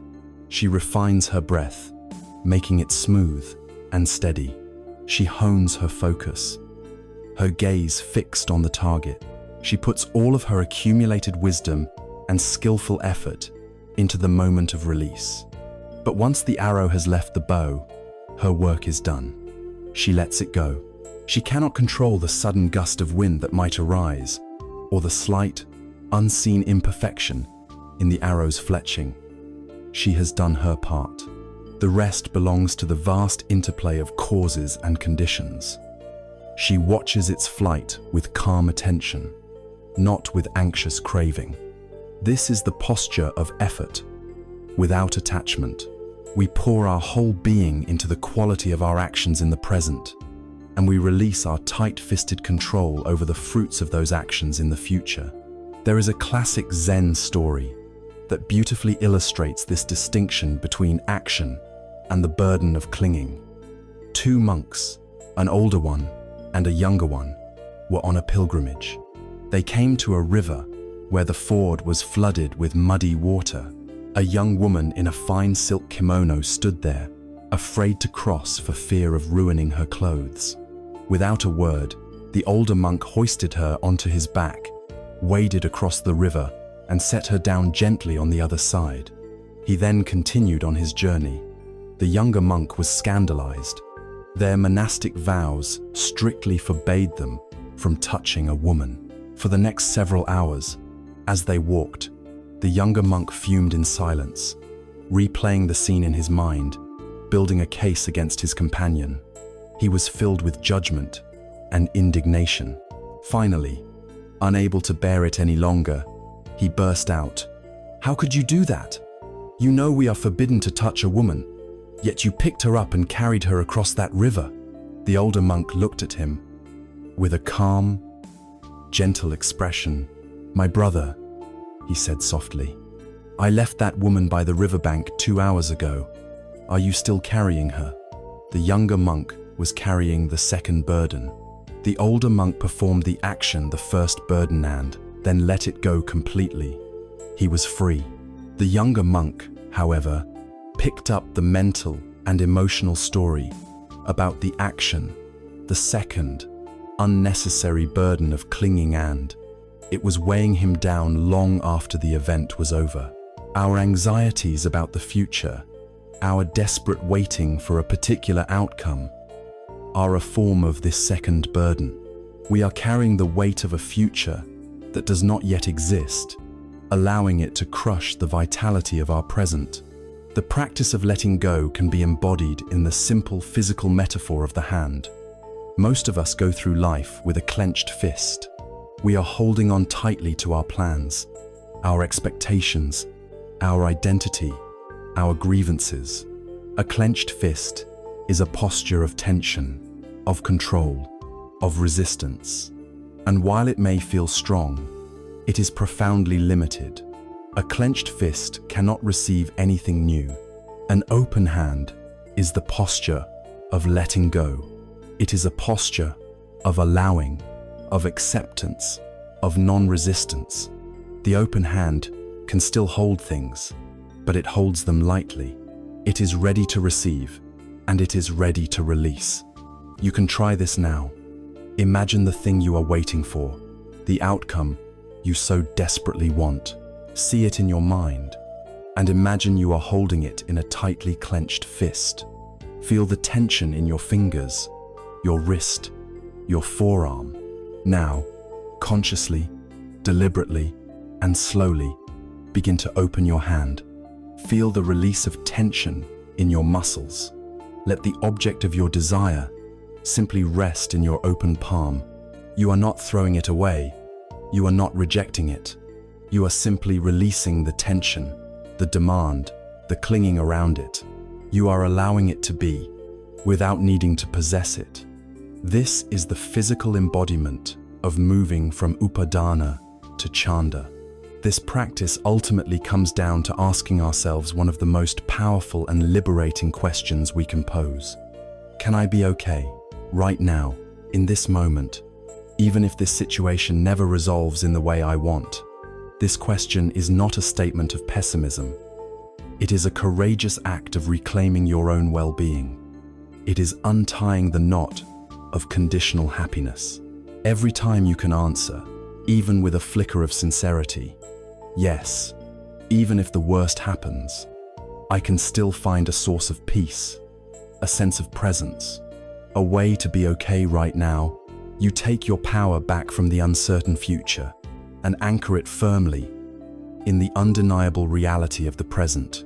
This practice of letting go, of holding our life and our desires with an open hand, does not lead to a cold, passionless existence. On the contrary, by releasing the exhausting tension of clinging, we free up an immense amount of energy.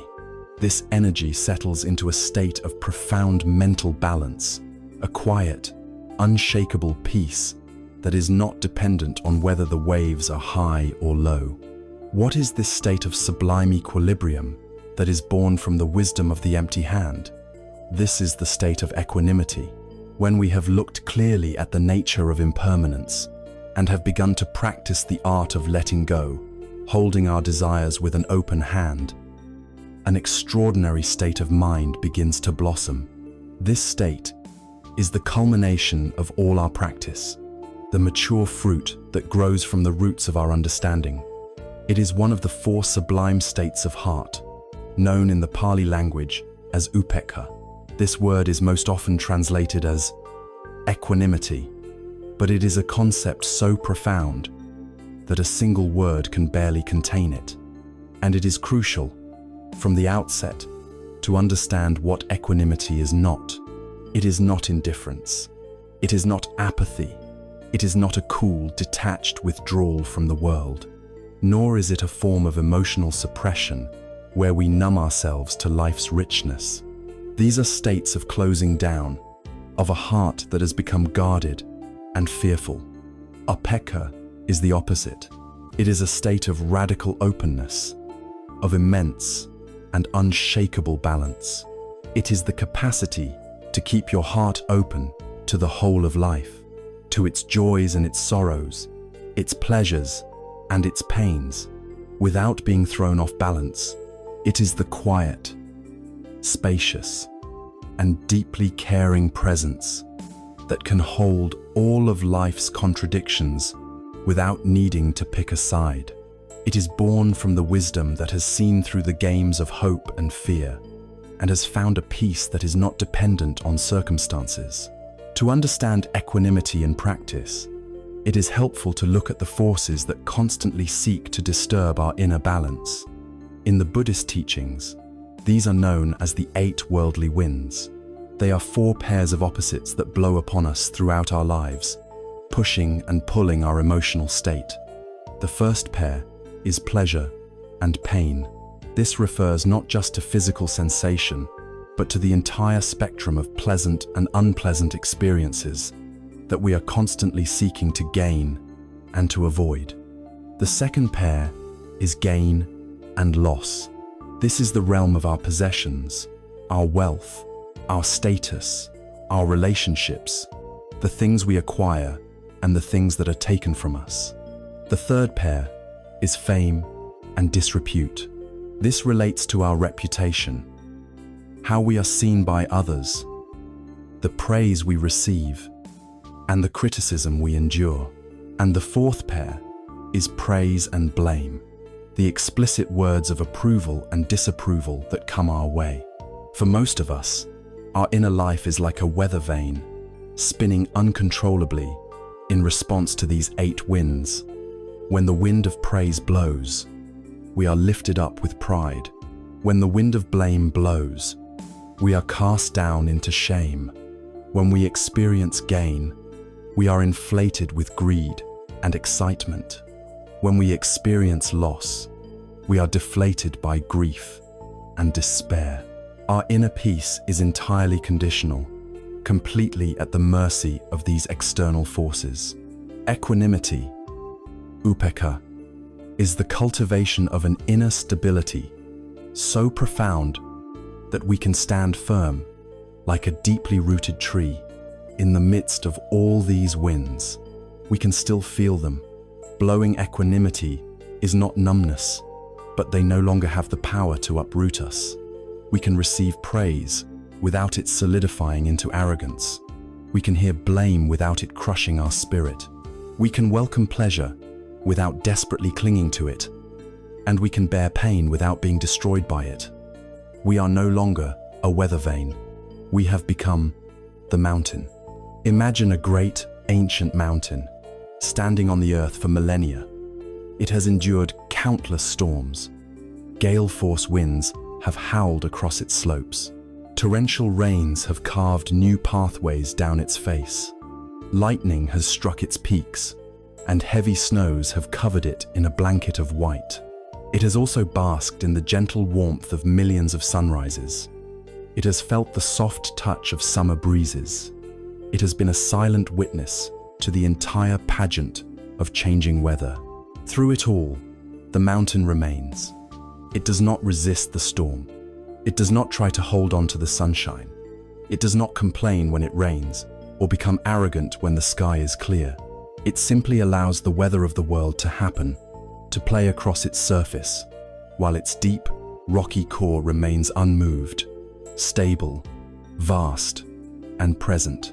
This is the image of a mind abiding in equanimity. The 8 worldly winds are the ever-changing weather of our lives. The practice of cultivating upekkha is the practice of discovering and learning to rest in our own inner mountain, that place of unshakable presence that is deeper than any passing emotional or circumstantial storm. How do we cultivate this seemingly superhuman quality?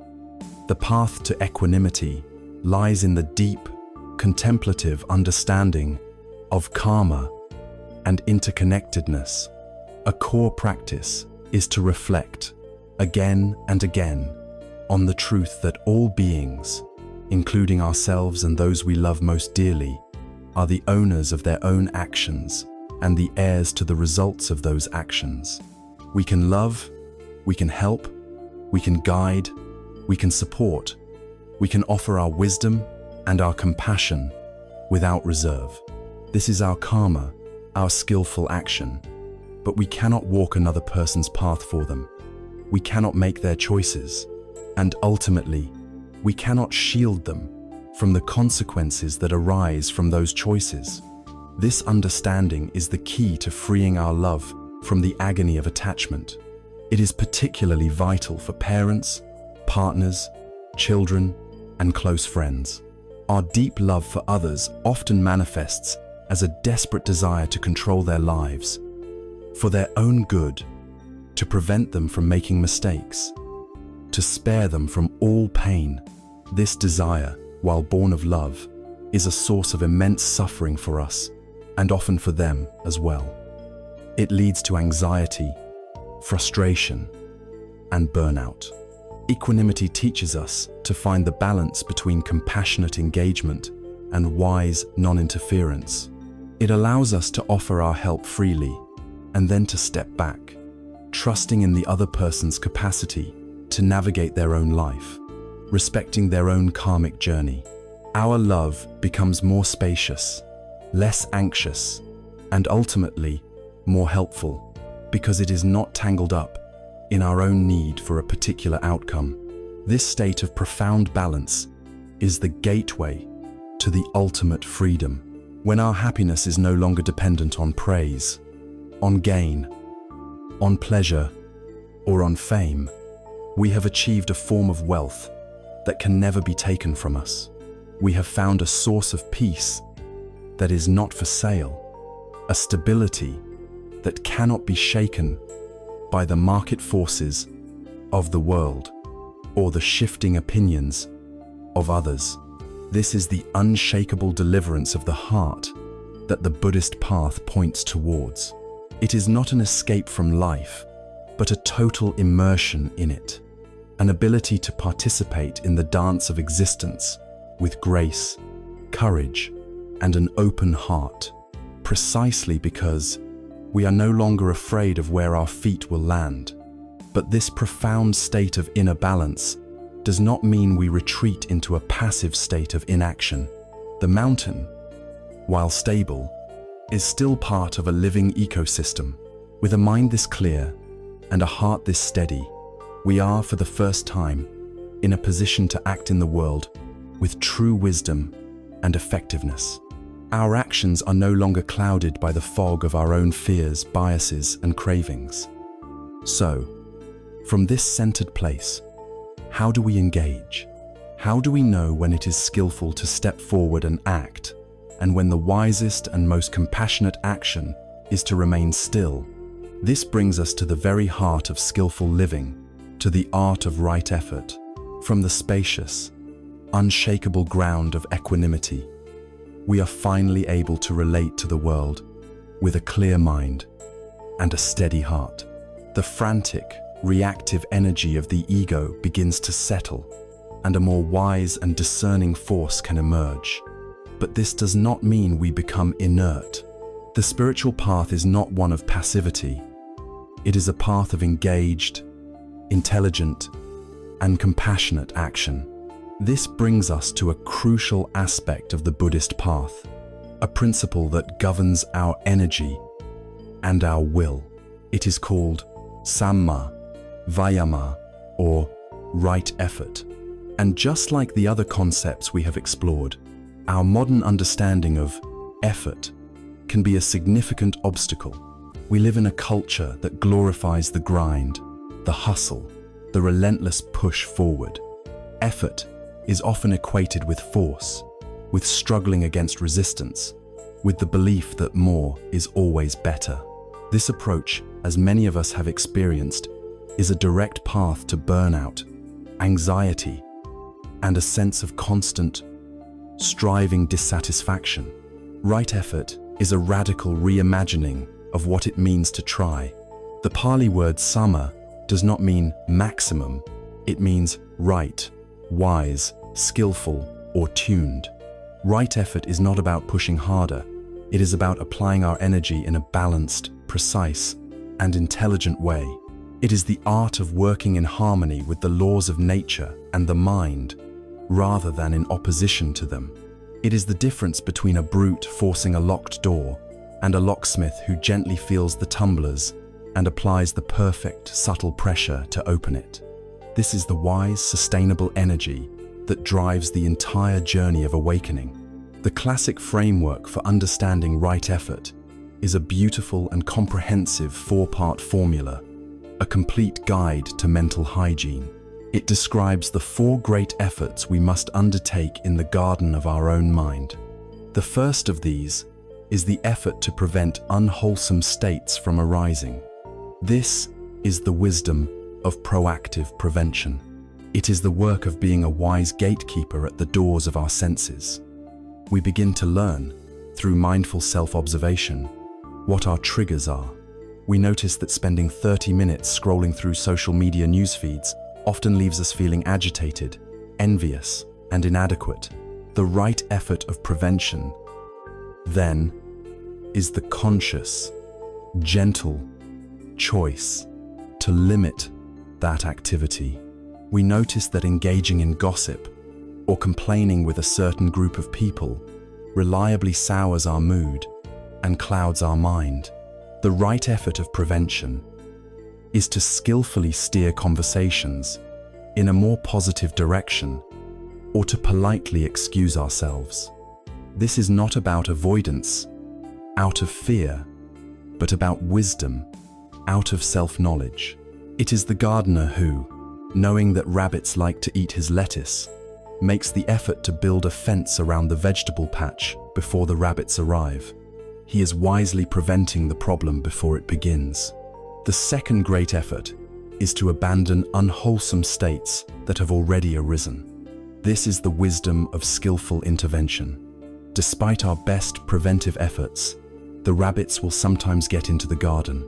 The weeds of anger, jealousy, anxiety, and despair will inevitably sprout in the mind. Our reactive habit is either to pour gasoline on them by indulging in the story, or to try and pave them over with suppression. Right effort offers a middle path. When we notice that a state of anxiety has taken root, the right effort is not to scold ourselves, but to apply the tools we have been cultivating. We bring mindful awareness to the physical sensations of the anxiety. We note its presence without judgment. We offer it a compassionate space. We might investigate its underlying causes. This is the active, engaged work of gently unhooking our identity from the negative state. This is the gardener who, upon seeing a weed, doesn't ignore it or hack at it wildly. He kneels down, gets a firm but gentle grip at its base, and pulls it out cleanly by the root, disrupting the soil as little as possible. He is not angry at the weed. He simply recognizes that it does not support the health of his garden. The third great effort is to cultivate wholesome states that have not yet arisen. This is the wisdom of proactive planting. A garden is not just about removing weeds. It is about intentionally planting flowers, fruits, and vegetables. Similarly, a healthy mind is not just about the absence of negativity. It is about the active presence of positivity. This is the effort we make to introduce wholesome qualities into our lives, even when we don't feel particularly inspired to do so. It is the choice to set aside 5 minutes to practice a loving-kindness meditation, sending well wishes to ourselves and others. It is the effort to pick up an inspiring book, to listen to music that uplifts the heart, to spend time in nature, or to consciously bring to mind the things we are grateful for. We are not waiting for joy or compassion to randomly appear. We are actively creating the conditions from which they are more likely to grow. This is the gardener who prepares a new patch of soil, enriches it with compost, and deliberately plants the seeds of the flowers he wishes to see bloom in the future. He is a co-creator with nature, actively participating in the beauty of his garden. The fourth and final great effort is to maintain and nurture wholesome states that have already arisen. This is the wisdom of appreciation and savoring. Due to our mind's negativity bias, when a moment of genuine peace, joy, or connection arises, our tendency is often to overlook it, to take it for granted, and to immediately start scanning the horizon for the next problem. Right effort here is the conscious choice to pause and let the good sink in.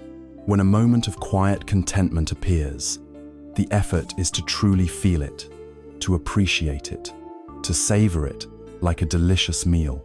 When someone offers a genuine compliment, the effort is to receive it fully, to let its warmth permeate your being, rather than deflecting it out of habit. By doing so, we are watering the flowers that have begun to sprout. We are strengthening the neural pathways for happiness, calm, and connection, making it easier for these states to arise again in the future.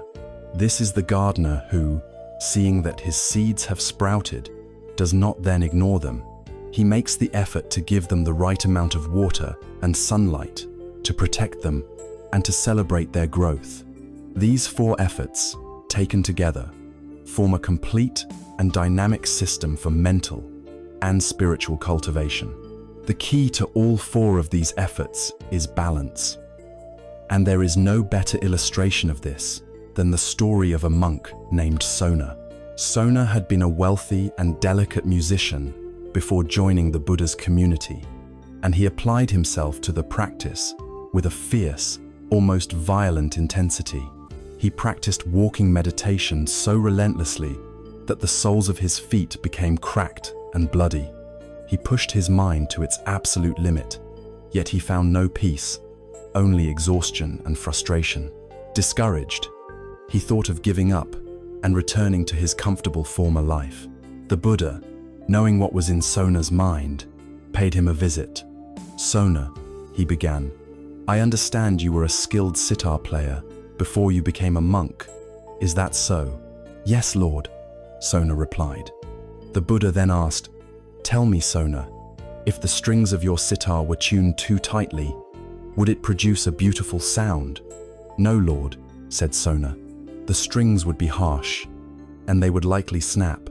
And if the strings were too loose," the Buddha continued, "would it produce a beautiful sound then?" "No, Lord, it would be dull and toneless." "And what if the strings were tuned just right?" the Buddha asked. "Not too tight and not too loose, but perfectly balanced." Sona's eyes lit up with understanding. "Then, Lord, it would produce a beautiful, harmonious, and resonant sound." The Buddha smiled. "So it is, Sona, with spiritual practice. If your effort is too tight, too strained, it leads to restlessness and agitation. If your effort is too loose, too slack, it leads to laziness and complacency. Tune the energy of your practice, Sona, like you once tuned the strings of your sitar, and you will find the harmony you seek. This wisdom of the middle path of effort leads us to one of its most subtle and powerful applications, the art of skillful inaction. From the balanced, equanimous mind, we sometimes discern that the most effective and compassionate course of action is to not act at all. This resonates deeply with the Taoist concept of Wu Wei, which does not mean lazy passivity, but is better translated as effortless action or non-coercive action. It is the wisdom of knowing when to step back and allow the natural process of dependent origination, the river of causes and conditions, to flow without our interference. It is the recognition that sometimes our anxious, ego-driven need to do something is actually a form of unskillful effort that will only make a situation worse. We see this in our own lives. In a heated argument, there is a point where we realize that any further words, no matter how well-intentioned, will only serve as more fuel on the fire. The right effort in that moment is the effort it takes to remain silent, to allow for a cooling-off period. When working on a difficult creative problem, there comes a point where pushing harder only creates more mental friction. The right effort is to get up, go for a walk, and let the subconscious mind do its work. And in the great waiting rooms of life, when we are waiting for a decision that is out of our hands, right effort often means recognizing that the constant mental action of worrying, speculating, and checking is deeply unskillful. The wisest action is skillful inaction. The conscious choice to withdraw our anxious energy and place it into one of the four great efforts to cultivate a wholesome state or abandon an unwholesome one. In the only moment we can actually influence, right now. This is the pinnacle of right effort, the wisdom to discern when to push, when to allow, when to plant, when to weed, and when to simply sit still and trust the process of the garden. It is not a static rule, but a dynamic, moment-to-moment dance with reality. The tool that allows us to have this discernment is our own mindful awareness. Mindfulness shows us the state of our mind. Is it tense? Is it slack? Is it agitated? Is it dull? And wisdom, informed by that clarity, chooses the appropriate, skillful response. This profound understanding of balanced energy is not just a high-minded theory. It is an intensely practical guide for navigating the most complex and meaningful territories of our human experience. With this balanced and intelligent framework of effort in hand, we can now turn to one of the areas where our efforts often become most tangled, where our waiting is often most painful, and where the potential for joy and suffering is at its peak, the delicate and beautiful realm of our relationships with others. Nowhere are the principles of our practice more profoundly tested and more desperately needed than in the intricate, beautiful, and often painful dance of our relationships. It is here, in our connections with others, that our attachments are strongest, our expectations highest, and our waiting is frequently filled with the most acute anxiety. The deep human yearning for love and connection is, at its heart, a wholesome desire, a form of chanda. It is a natural impulse towards union and belonging. But when this beautiful longing becomes entangled with impatience, with a misunderstanding of how love grows, and with a clinging to specific outcomes, it can become a source of our deepest suffering. It is here, in the landscape of the human heart, that the wisdom of waiting can either be a torment or a profound path to freedom. The tools we have been cultivating, mindfulness, compassion, equanimity, and right effort, are not abstract theories. They are the essential guides for navigating this most precious and challenging terrain. Let us first consider the state of waiting for a partner, for the person we call the One. Our culture often portrays this as a frantic search, a desperate mission to find a missing piece that will finally make us whole.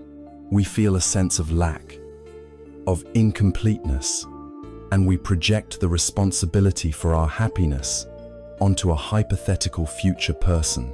This mindset, however well-intentioned, creates an energy of neediness and grasping. It places us in a perpetual state of insufficiency, and we begin to evaluate every social encounter, every new person, through the anxious lens of, could this be them? The wisdom of waiting offers a radical and deeply empowering alternative. It invites us to shift our energy from a frantic outward search to a calm and dedicated inward cultivation. It applies the law of karma to the art of love. Instead of asking, where is the right person for me? We begin to ask a far more potent question. Am I becoming the person I would want to be with? This question turns the entire paradigm on its head. It takes the power back from the external world and places it firmly in our own hands. The waiting period is no longer a passive, empty void of loneliness, but becomes a joyful, active period of self-discovery and growth. This is right effort in its most personal form. It is the effort to cultivate our own garden, to make it a place of beauty, nourishment, and peace. We pursue our own interests. We develop our own strengths.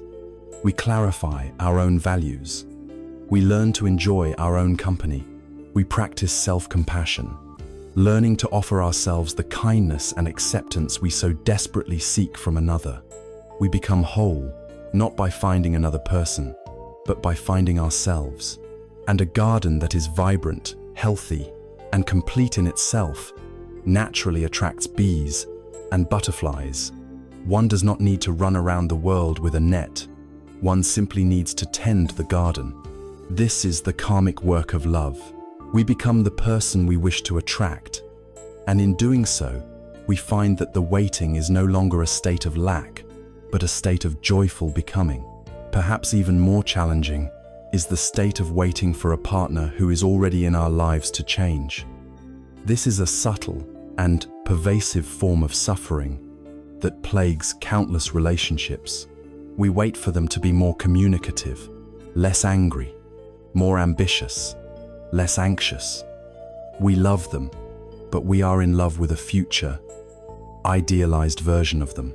Our happiness becomes conditional upon their transformation. Our relationship will finally be perfect. We tell ourselves, if only they would change this one thing. This is the very definition of clinging, of upadana, and it is a direct path to resentment, frustration, and heartbreak. Here, we must call upon the profound wisdom of equanimity, upekkha, and its foundation in the law of karma. The core teaching to remember is this: all beings are the owners of their own actions and the heirs of their own karma. Your partner is on their own journey, with their own unique history, their own conditioning, their own fears, and their own path to walk. You cannot walk it for them. The relentless effort to control or change them, however well-intentioned, is an unskillful action. It disrespects their autonomy and often creates the very resistance that prevents the change we desire. The wisdom of waiting, in this context, means letting go of the demand that they be different right now. It is the practice of loving the person who is actually in front of you, not the person you hope they will one day become. This is not the same as passive resignation or the acceptance of harmful behavior. Right effort and right speech still apply. We have a responsibility to communicate our own needs, to set healthy boundaries, and to speak our truth with kindness and clarity. We can model the behavior we wish to see. We can create a safe and loving environment where change is more likely to happen. But we must release our white-knuckled grip on the outcome. We must accept that we cannot change another human being. We can only change ourselves and our own reactions. And paradoxically, it is often this very act of letting go, of offering unconditional acceptance, that creates the space and safety for the other person to begin their own journey of change. Finally, there is the waiting that occurs in the space after a conflict, the silence after an argument, the uncertain period of healing after a breach of trust. Our instinct is often to rush this process. We want to either fix it immediately, to smooth things over and pretend it didn't happen, or we get lost in replaying the conflict, nursing our grievances, and solidifying our righteous anger. The wisdom of waiting invites us to see this fallow period, not as an empty space, but as a sacred and necessary time for healing. Right effort here is often the effort of allowing for stillness. It is resisting the urge to fill the silence with more words, when what is needed is time for emotions to settle. We can use this time to practice what we have learned. We turn inward, using mindfulness to be with our own hurt, our own anger, our own disappointment, without shooting the second arrow of blame. And from that place of inner clarity, we can practice compassion, karuna. We can make the effort to contemplate the suffering of the other person. We can reflect on the causes and conditions in their own life that led them to act as they did.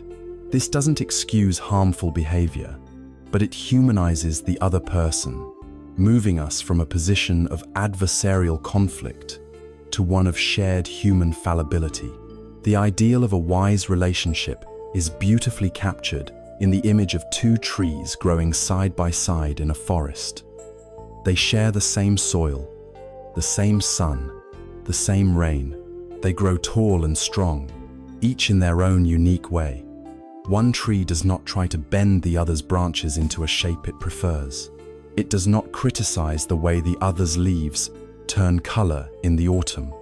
They simply stand in their own integrity, each reaching for the light in their own way. They offer each other shade and companionship, and their presence helps protect each other from the wind. And under the surface of the earth, unseen, their roots may gently intertwine, sharing nutrients and offering a silent, stable support that strengthens them both. This is a relationship founded on freedom, respect, and shared growth, not on control and demand. It is a relationship that understands the profound wisdom of waiting, letting each other grow at their own pace. And now, having explored how these principles of patience, effort, and letting go apply to the intimate landscape of our hearts, we can turn our gaze outward to another arena of modern life that is equally defined by ambition, striving, and the often anxious process of waiting, the world of our careers and our professional lives. Having applied the wisdom of patience and skillful effort to the intimate domain of the heart, we now turn our gaze to another central pillar of modern life, an arena rife with its own forms of striving, comparison, and anxious waiting, our career and ambition. For many of us, our work is not just how we earn a living. It is inextricably tied to our sense of identity, our self-worth, and our place in the world. We are taught from a young age to envision our professional life as a linear progression, a ladder to be climbed, with each rung representing a higher title, a larger salary, and greater prestige. This career ladder model is one of the most powerful and pervasive myths of our culture, and it is a source of profound and relentless dissatisfaction, or dukkha.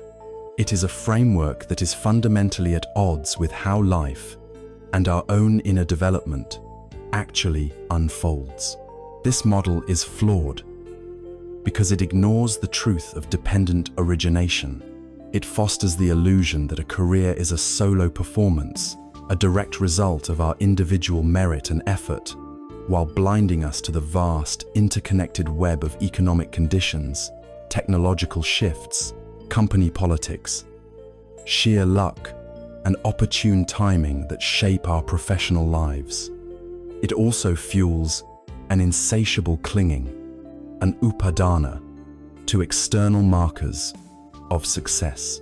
We attach our happiness to the next promotion, the next raise, the next project, believing that achieving it will grant us a lasting sense of peace, only to find that once we arrive, the satisfaction is fleeting, and our gaze has already shifted to the next, higher rung. This creates a perpetual state of arrival anxiety, the feeling that we are never quite where we are supposed to be. And finally, the ladder model is a brutal engine of comparison. We are constantly looking up at those ahead of us with envy, and down at those behind us with a subtle sense of superiority, a habit that completely disrupts our equanimity and disconnects us from our colleagues. A wiser and more compassionate alternative is to see our career not as a rigid ladder, but as an unfolding path or a winding river. This path is unique to each of us. It has periods of rapid movement and periods of slow, quiet, meandering. It has unexpected turns, forks, and even times where it seems to flow backward for a while. The wisdom lies in learning to navigate the part of the river we are in right now, rather than constantly agonizing about how far we are from a hypothetical ocean. Let us apply this wisdom to one of the most common forms of professional waiting, the period of feeling stuck in a role, waiting for a promotion or a new opportunity. The conventional reaction to this state is one of frustration. We may grow resentful of our boss or of colleagues who seem to be advancing faster. We might mentally check out, doing the bare minimum to get by, a state of quiet protest that ultimately harms our own spirit. Or we may be consumed by an anxious impatience, constantly polishing our resume and scanning job boards, unable to find any peace or satisfaction in our present work. These are all unskillful reactions, the planting of unwholesome karmic seeds of anger, jealousy, and agitation. The path of right effort invites us to reframe this waiting period entirely. It is not a stagnant pond, but a professional chrysalis, a potent time for deep and intentional cultivation. Instead of focusing on the external reward we are not getting, we turn our full energy to the process of our work itself. We apply the 4 great efforts. We practice the prevention of unwholesome states by choosing not to participate in office gossip or complaining. We abandon unwholesome states by mindfully acknowledging and working with our feelings of jealousy or frustration when they arise, rather than letting them fester. And most importantly, we focus on the active cultivation and maintenance of wholesome states. We can use this time to pursue true mastery in our current role, finding joy in the craft itself, in doing our work with excellence for its own sake. This is the essence of right livelihood. We can also use this time to build genuine human connections, to practice right speech and right action. Instead of networking with a hidden agenda, we can focus on being a genuinely helpful and supportive colleague, offering our assistance and celebrating the successes of others without expecting anything in return. We can also use this time to proactively expand our skills, to learn new things simply because they interest us, planting seeds for future possibilities we cannot yet even imagine. By shifting our focus from the external outcome to the internal quality of our effort, the waiting period is transformed from a time of bitter frustration into a rich and rewarding period of becoming more skilled, more resilient, and more deeply fulfilled in our work. An even more challenging form of waiting is the one that accompanies unemployment or a major, involuntary career transition. This is often a period of intense suffering, where our very identity and sense of security can feel threatened. The winds of loss of gain and loss of status blow with hurricane force. The first and most compassionate response here is to simply acknowledge the dukkha, to validate the very real fear, shame, and anxiety that arise in this state.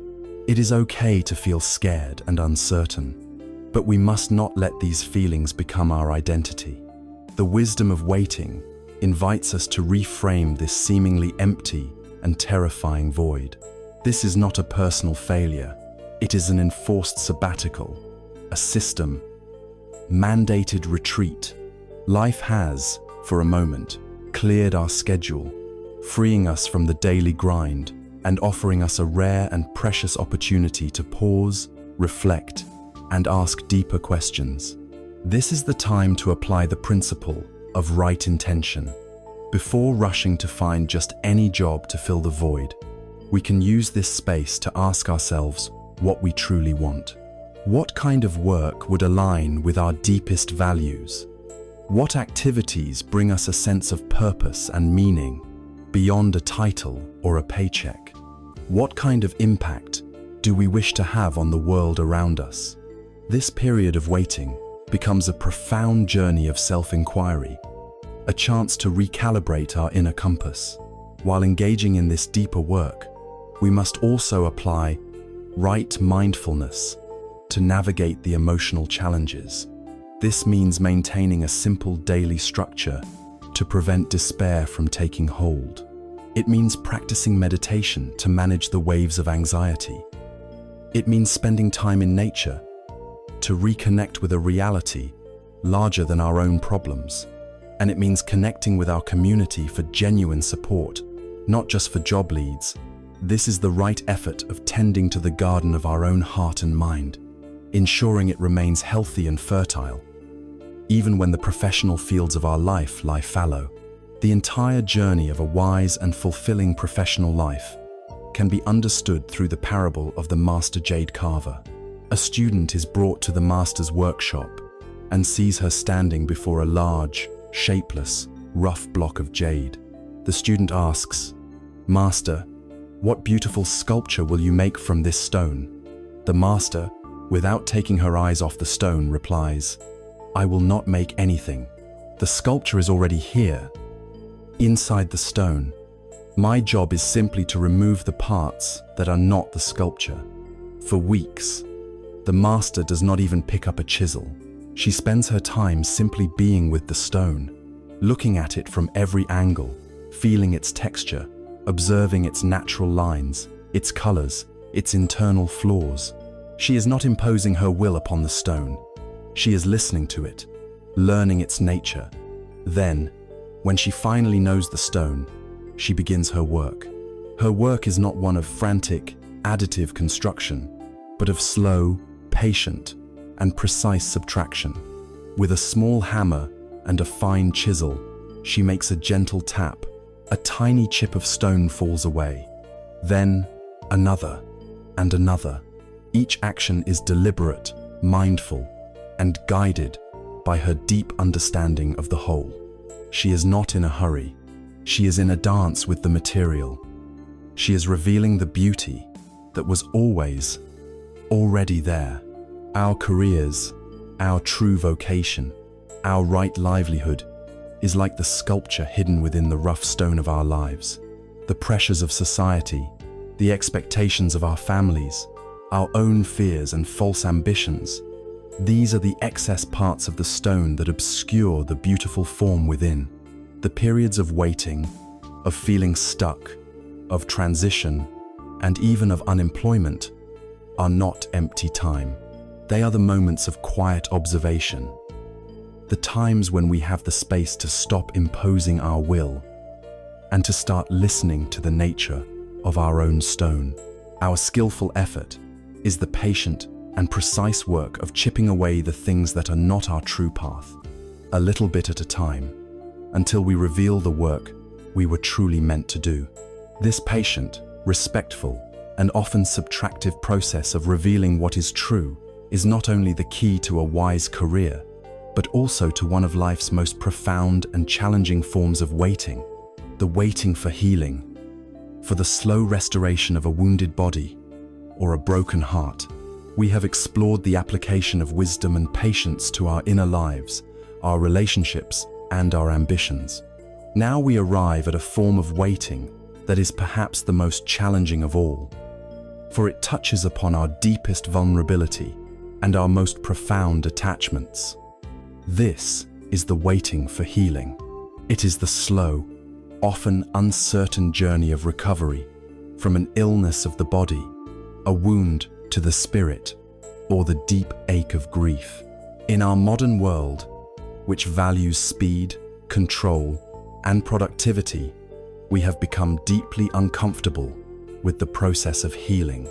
We treat sickness and sorrow as inefficiencies, as problems to be solved with the utmost speed so that we can get back to normal. We are told to be strong, to bounce back, to get over it. But this impatience, this demand that our bodies and hearts heal on a schedule dictated by our conscious will, is itself a form of violence, a second arrow that we shoot into an already existing wound. This resistance creates tension, stress, and self-judgment, which actively hinder the very process we so desperately want to accelerate. The wisdom of waiting offers a radically different approach, one that moves from fighting to tending, from fixing to allowing, from controlling to holding with compassion. Consider the experience of waiting for the body to heal from an illness or injury. Our first instinct is often to go to war with our own flesh. We feel betrayed by our body, angry at its limitations, frustrated by its weakness. This mental battle creates a state of inner conflict that floods our system with stress hormones, tightens our muscles, and impedes the body's innate capacity for restoration. The first step towards wise healing is to declare a truce. It is the application of the first noble truth, to acknowledge the reality of the pain, the discomfort, the limitation, without resistance. This does not mean we have to like it. It simply means we stop wasting our precious energy in a futile mental war against what is. From this place of acceptance, we can begin to practice a gentle, loving mindfulness of the body. Instead of focusing only on the site of the pain, we can bring a kind, curious awareness to all the sensations present. We can notice the areas that feel neutral or even pleasant. We can feel the gentle rhythm of our breath, a reminder that life is still flowing through us. We can place a hand on the part of our body that is hurting, and instead of sending it thoughts of anger, we can offer it our kindness, our gratitude for how hard it is working to mend itself. This is the practice of metta, or loving kindness, directed towards ourselves. We cease to see our body as a broken machine and begin to relate to it as a living, breathing organism that needs our care, not our condemnation. We must also understand that healing is a profound expression of dependent origination. It is not a single event, but a complex process that requires the convergence of countless conditions. It needs rest, proper nutrition, medical support, a peaceful environment, and above all, it needs time. We cannot force a broken bone to knit itself together faster by sheer force of will. Our job is not to be the frantic foreman, shouting orders at the body. Our job is to be the patient gardener, providing the best possible conditions, and then trusting the quiet, unseen, intelligent work of life to unfold at its own organic pace. This same wisdom applies to the slow healing of the heart, particularly in the landscape of grief. We are often sold a myth that grief proceeds in a neat, linear sequence of stages, like moving through a checklist. But anyone who has experienced a profound loss knows this is not true. Grief is not a straight line. It is a vast and unpredictable ocean. Some days, the water is calm, and we feel a semblance of normalcy. On other days, with no warning, a towering wave of sorrow can rise up and overwhelm us. The impatient mind wants to tame this ocean, to predict its tides, to be done with its storms. It judges itself, asking, "Why am I still feeling this way? I should be over this by now." The wisdom of waiting in grief is the courage to let the ocean be an ocean. It is the practice of allowing each wave to arise, to feel its full power, and to trust that it will, eventually, crest and recede back into the whole. It means giving ourselves permission to feel the sadness when it is present, without believing it will last forever. It also means giving ourselves permission to feel a moment of joy or laughter when it arises, without feeling guilty, without believing it is a betrayal of our love for what was lost. Right effort, in the context of grief, is the delicate balance of honoring the pain without becoming consumed by it. It may mean creating specific times and spaces to grieve, allowing ourselves to fully feel our loss, and then also making the effort to engage with life, to connect with others, to allow for new experiences. We learn to carry our grief not as a crushing burden that stops our journey, but as a precious, tenderizing ache in our heart that is a testament to the depth of our love. There is a story in the natural world that teaches us everything we need to know about healing. Imagine a great, ancient tree in a forest. For 100 years, it has stood tall, a symbol of strength and stability. Then one night, a violent storm rips through the forest, and a bolt of lightning strikes the tree, tearing away one of its largest branches and leaving a raw, gaping wound in its trunk. The tree does not panic. It does not despair. It does not try to fix itself overnight. It simply continues with the slow, patient work of being a tree. It continues to draw water from the deep earth through its roots. It continues to turn its remaining leaves toward the sun to receive the light. And over a great expanse of time, over seasons and years, the quiet work of healing unfolds. A tough, scarred bark begins to grow slowly over the raw wood, not erasing the wound, but incorporating it. The tree's shape is forever changed. It may grow in a new, slightly unbalanced way, but from near the site of the wound, new life emerges. Small shoots and leaves begin to sprout, reaching for the light in a new direction. The tree has not gone back to how it was before the storm. That is impossible.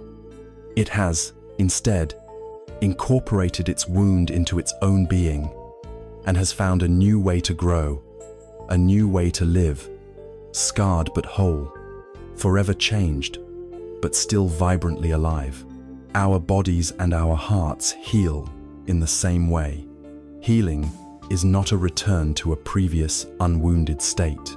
It is the patient, courageous, and often imperceptible process of growing around our wounds, of incorporating our scars into our identity, and of finding new and unexpected ways to reach for the light. This slow, organic, and largely invisible process of healing demands more of us than just patience. It calls for a deeper and more subtle quality of mind. It asks us to trust in a process that we cannot see, to have confidence in an intelligence that is beyond our conscious control, whether it is the intelligence of the body's immune system or the heart's capacity to mend itself. It requires us to surrender our need to understand and manage every step of the journey, and to simply allow the quiet work of restoration to take place. What is this capacity to place our trust in the unseen unfolding of life, to rest in the uncertainty without succumbing to fear? This brings us to the crucial and beautiful spiritual faculty of faith. Having navigated the patient work of healing, we arrive at a quality of mind that underpins the entire spiritual journey. A quality that can seem both challenging and essential, especially during the long, uncertain periods of waiting. This is the faculty of faith. For many in the modern world, the word faith is heavy with baggage. It can evoke images of blind belief, of adherence to dogma without question, or of a dependency on a supernatural power to intervene in our lives. It can seem like an abdication of reason, a closing of the mind. But in the Buddhist tradition, the concept of faith, or saddha, as it is known in Pali, holds a very different meaning. It is not a substitute for intelligence, but a catalyst for it. It is not the destination of our journey, but the vessel that gives us the courage to embark upon it. Saddha is better translated as confidence, conviction, or trust. It is not a blind belief in something you have not experienced, but a working trust in a path that has been laid out by those who have walked it before. It is the confidence that looking deeply into the nature of your own mind is a worthwhile and fruitful endeavor. It is the trust that allows you to take the first step, and the next, and the next, even when the final destination is not yet in sight. This wise confidence is not placed in a single, external deity who will grant our wishes if we believe hard enough. Rather, it is a multifaceted trust placed in the very mechanics of awakening. Firstly, we cultivate saddha in the teachings themselves, in the Dharma. This means having a working trust in the principles we have been exploring. The law of karma, the truth of impermanence, the reality of dependent origination. It is not about accepting these as unquestionable dogma. It is about treating them as a plausible hypothesis, a coherent and intelligent map of reality. We trust the law of karma enough to make the effort to plant wholesome seeds of kindness and generosity, having confidence that these actions are more conducive to peace than their opposites. We trust the truth of impermanence enough to not fall into absolute despair when we are in pain, having confidence that this state too will change. It is like being given a map by an experienced mountaineer. We have not yet seen the summit ourselves, but the map is detailed. It makes sense, and the person who gave it to us seems trustworthy. Our Siddha is the confidence that allows us to start hiking, to test the map against the territory of our own lives. Secondly, we cultivate Saddha in the possibility of awakening itself, as embodied by the figure of the Buddha. This is not about deifying a historical person. It is about having confidence in the profound fact that a human being, through his own effort, was able to completely untangle himself from confusion, hatred, and greed. The Buddha serves as the ultimate proof of concept. His life demonstrates that wisdom, peace, and liberation are not just beautiful ideas, but are achievable human potentials. If one person could wake up, it means the potential to wake up exists within the human heart and mind. Therefore, it exists within us. Trusting in the Buddha is trusting in our own highest potential. It is the confidence that we are not fundamentally broken or doomed to suffer, but that we carry within us the seed of our own enlightenment. Finally, we cultivate Siddha in ourselves and in the process of practice. This can often be the most difficult part. We are so aware of our own flaws, our own inconsistencies, our own repeated patterns. But Siddha is the gentle confidence that even with all our imperfections, we have the capacity to grow. It is the trust that every moment of mindfulness, every small act of kindness, every gentle return of the attention to the breath matters. It is having faith that the process itself works, that by repeatedly applying these skillful means, we are slowly, and sometimes imperceptibly, changing the structure of our own mind for the better. The most practical and down-to-earth analogy for this kind of faith is that of a farmer. A farmer wishes for a harvest, but she knows she cannot command the corn to grow. Her work is a partnership between her own skillful effort and a vast, unseen process of nature that is beyond her control. She begins by applying right effort. She prepares the soil, she removes the rocks, she adds the compost.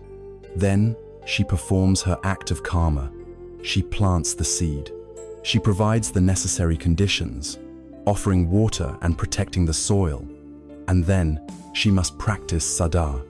She must trust. She trusts in the unseen, silent, intelligent process that is about to take place within the darkness of the earth. She trusts that the sun, the rain, the soil, and the innate life within the seed will all conspire to bring forth a sprout. Her faith is demonstrated by what she doesn't do. She doesn't dig up the seed every morning to see if it has grown. She knows this would destroy it. She doesn't stand over the field shouting at it to grow faster. Her trust in the process allows her to rest, to be patient, to attend to other tasks on the farm. She has done her part, and now she allows the larger forces of dependent origination to do theirs. This is precisely the kind of faith we cultivate in our lives. While we wait for healing, for a relationship to mend, for a new path to become clear, we do our part. We plant the seeds of wholesome action, and then we trust the unseen process of ripening, having confidence that a wisdom far greater than our own anxious ego is at work. This kind of trust requires a courageous letting go. It is the willingness to release our tight-fisted grip on control, especially when we are most afraid. There is a powerful story told of a person who, walking in the dark, slips and falls over the edge of a cliff. As they plummet downwards, they manage to grab hold of a small, thin branch growing from the cliff face. They cling to it desperately, their knuckles white, shouting into the terrifying black abyss. "Is anyone there? Help me!" A calm, resonant voice echoes back from the darkness. "I am here. I can help you." The person cries out, "Thank you. What do I do?" The voice replies with two simple words: "Let go." The person looks down at the infinite, dark emptiness below, and a wave of terror washes over them. They look back up at the thin branch, their only source of perceived security. After a long silence, they shout out again, "Is there anyone else up there?" We are this person. The branch is our ego's frantic need to control outcomes, to manage every detail, to hold on to our familiar patterns, no matter how much they cause us to suffer. The voice is the call of wisdom, the call of the Dharma, inviting us to trust a deeper reality. Saddha is the supreme courage it takes to unclench our fist, to let go of the branch, and to trust that the fall into the unknown will not be a crash into oblivion, but a landing in a more spacious and authentic way of being. This trusting surrender is the ultimate liberation. It relieves us of the exhausting and impossible burden of having to be the sole controller of the universe. It allows us to participate in life fully, to act with integrity and diligence, but without the crushing weight of being responsible for every outcome. We do our part, and we trust the process. We plant our seeds, and we have faith in the harvest, whatever form it may take. And when our minds are no longer consumed by the anxious work of trying to manage the future, a remarkable thing happens. Our attention is freed. We are able to settle more deeply into the present moment, and we begin to notice the countless small wonders and simple gifts that were there all along, but which our preoccupied minds were too busy to see. This deep confidence in the path, this trust in the unfolding of life, naturally gives birth to a profoundly beautiful and healing state of mind. It opens the door to the practice of gratitude. Having cultivated a trusting surrender to the unseen processes of life, we are able to release the heavy burden of control and rest more comfortably in the uncertainty of the present moment. This act of letting go clears a space in the mind, a space that was previously occupied by anxious planning and fearful speculation. And into this newly cleared space, a beautiful and profoundly healing quality can begin to grow. This is the practice of gratitude. Like the other faculties we have discussed, gratitude is far more than the simple platitude it is often made out to be. It is not a moral obligation to count your blessings, nor is it a form of toxic positivity that denies the very real presence of pain and difficulty in our lives. Rather, gratitude, when understood as a spiritual practice, is a radical and deliberate act of attention. It is a form of applied mindfulness, a conscious redirection of our focus from a mindset of scarcity to one of abundance. The default state of the mind, especially when we are waiting, is to fixate on what is missing. Our awareness collapses around the one thing we do not have, the job offer that hasn't arrived, the apology that hasn't been given, the healing that has not yet completed. This narrow, laser-like focus on lack creates a subjective reality of poverty, no matter what our objective circumstances may be. We could be sitting in a warm, safe home, with food in our belly and people who love us. But if our mind is completely consumed by the one thing that is absent, our lived experience is one of misery and deprivation. Gratitude is the skillful and courageous choice to zoom out. It is the practice of intentionally withdrawing our attention from the single, missing piece and allowing it to rest upon the thousands of things that are present, whole, and already given. It is a conscious rebellion against the mind's habit of overlooking the riches of the present moment in its frantic pursuit of a future prize. This is not about pretending the difficulty doesn't exist. It is about acknowledging that alongside the difficulty, a vast field of grace also exists. It is the capacity to hold both the pain and the beauty, which is a more honest, complete, and ultimately more healing way to see the world. To cultivate this faculty, we can begin with a simple, foundational practice.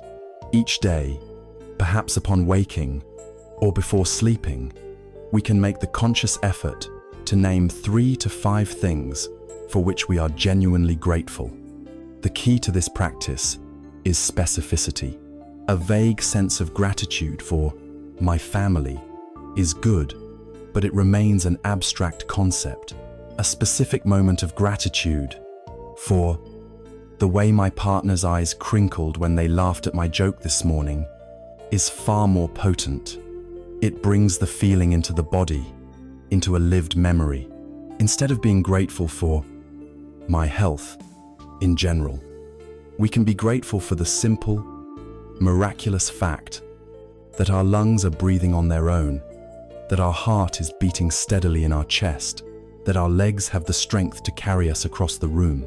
We can be grateful for the feeling of warm water on our skin in the shower, for the taste of the first sip of coffee, for the comfort of a soft blanket.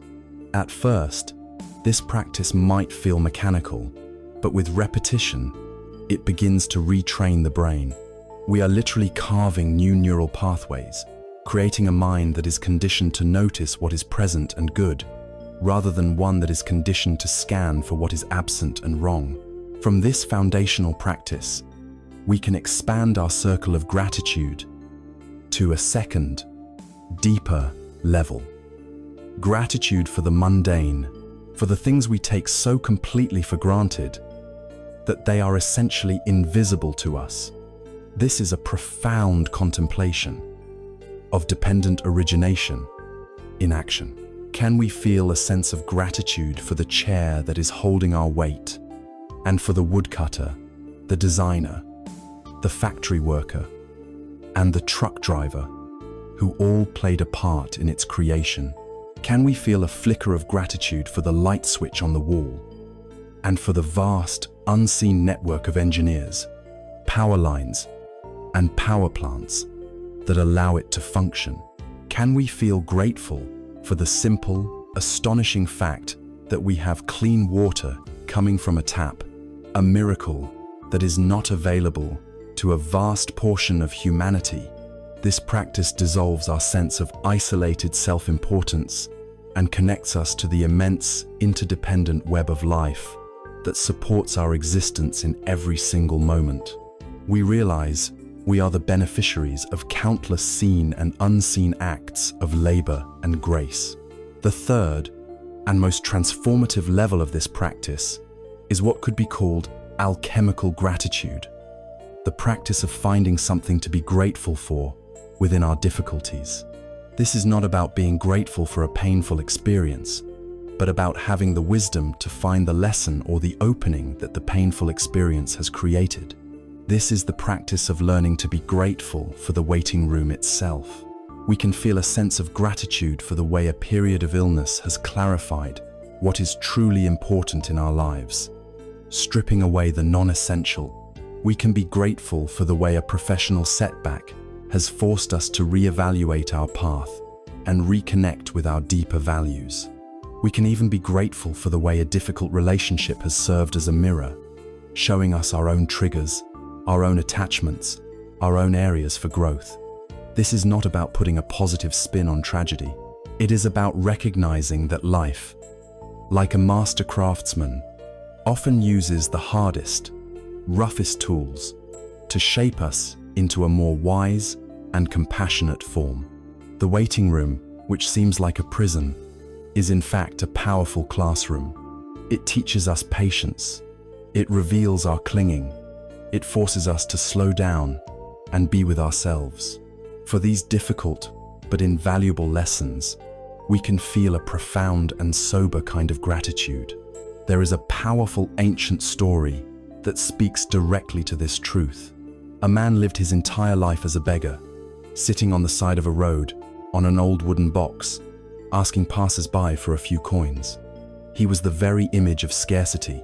His mind and speech focused only on what he lacked. One day, a stranger stopped and asked him, "What is in that box you are sitting on?"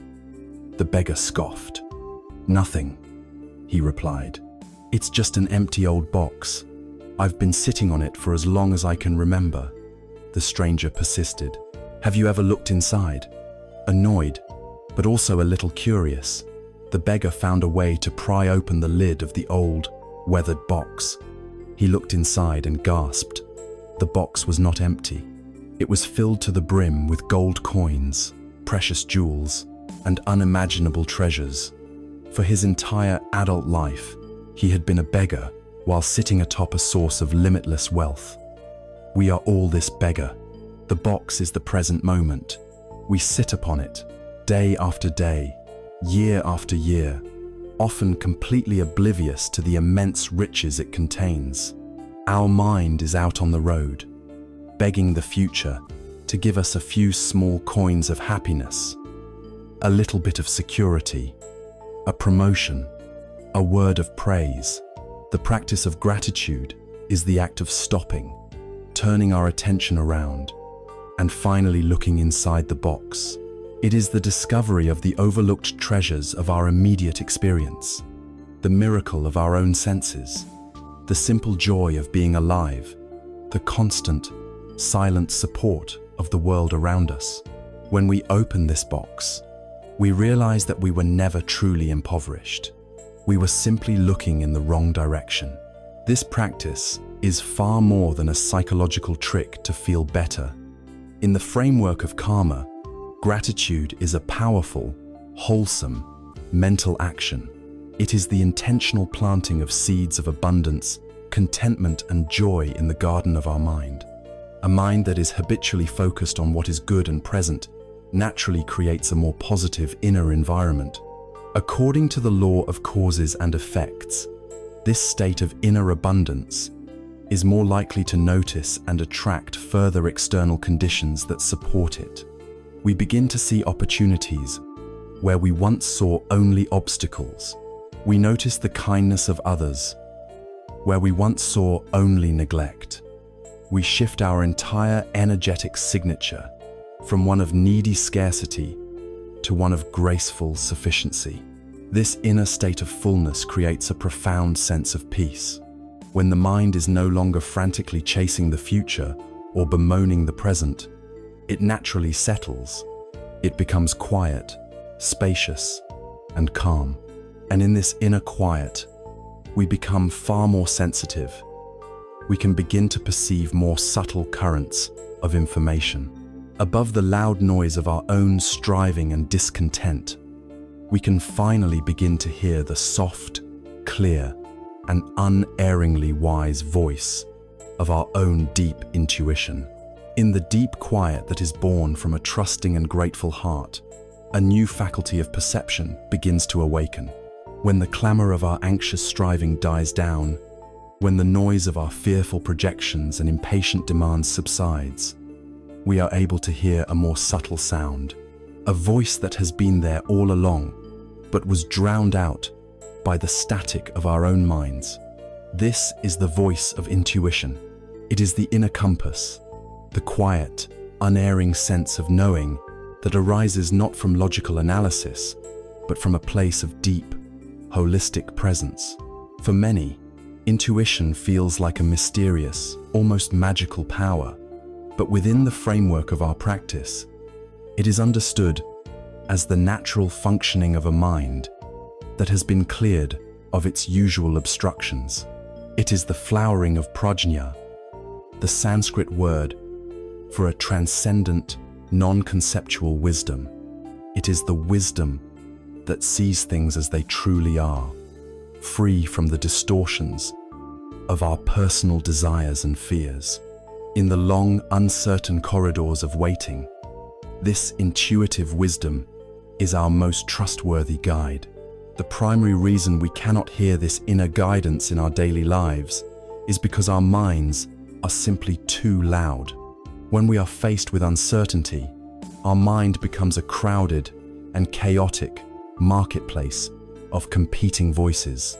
There is the loud, frantic voice of fear, which shouts warnings of all the things that could go wrong.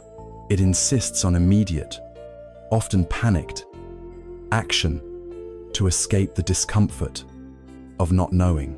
There is the seductive, pleading voice of desire, which paints beautiful pictures of how happy we will be once our waiting is over, urging us to grasp and control and manipulate circumstances to get what we want.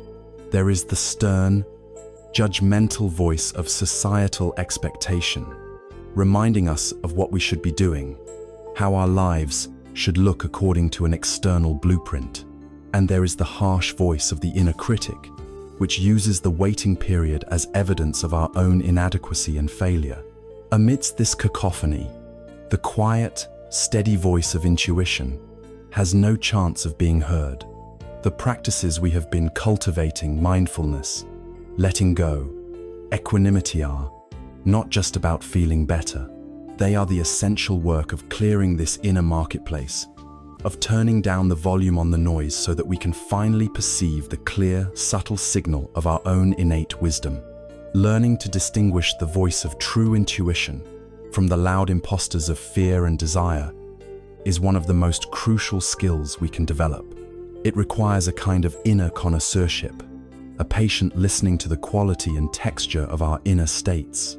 The voice of fear almost always has a quality of urgency and contraction. It feels tight in the body, often in the chest or stomach. Its message is usually a frantic command. Do something, anything, right now. You have to fix this. It is loud, repetitive, and rooted in a catastrophic vision of the future. The voice of desire or craving can feel exciting and full of energy, but it has an undercurrent of neediness. It makes conditional promises. Just get this one thing, and then you will be complete. It has a grasping, restless quality, pulling us out of the present and into a fantasy of future fulfillment. The voice of intuition, or prajna, is entirely different. It is characteristically quiet. It does not shout. It speaks in a calm, clear, steady tone. It does not feel emotionally charged. There is no frantic urgency or needy grasping attached to it. It often arises with a sense of deep, settled peace, even if its guidance points toward a difficult action. Its message is often simple and direct: a quiet yes, a firm no, a gentle wait, or a clear sense of this way. It does not usually offer a long list of logical reasons.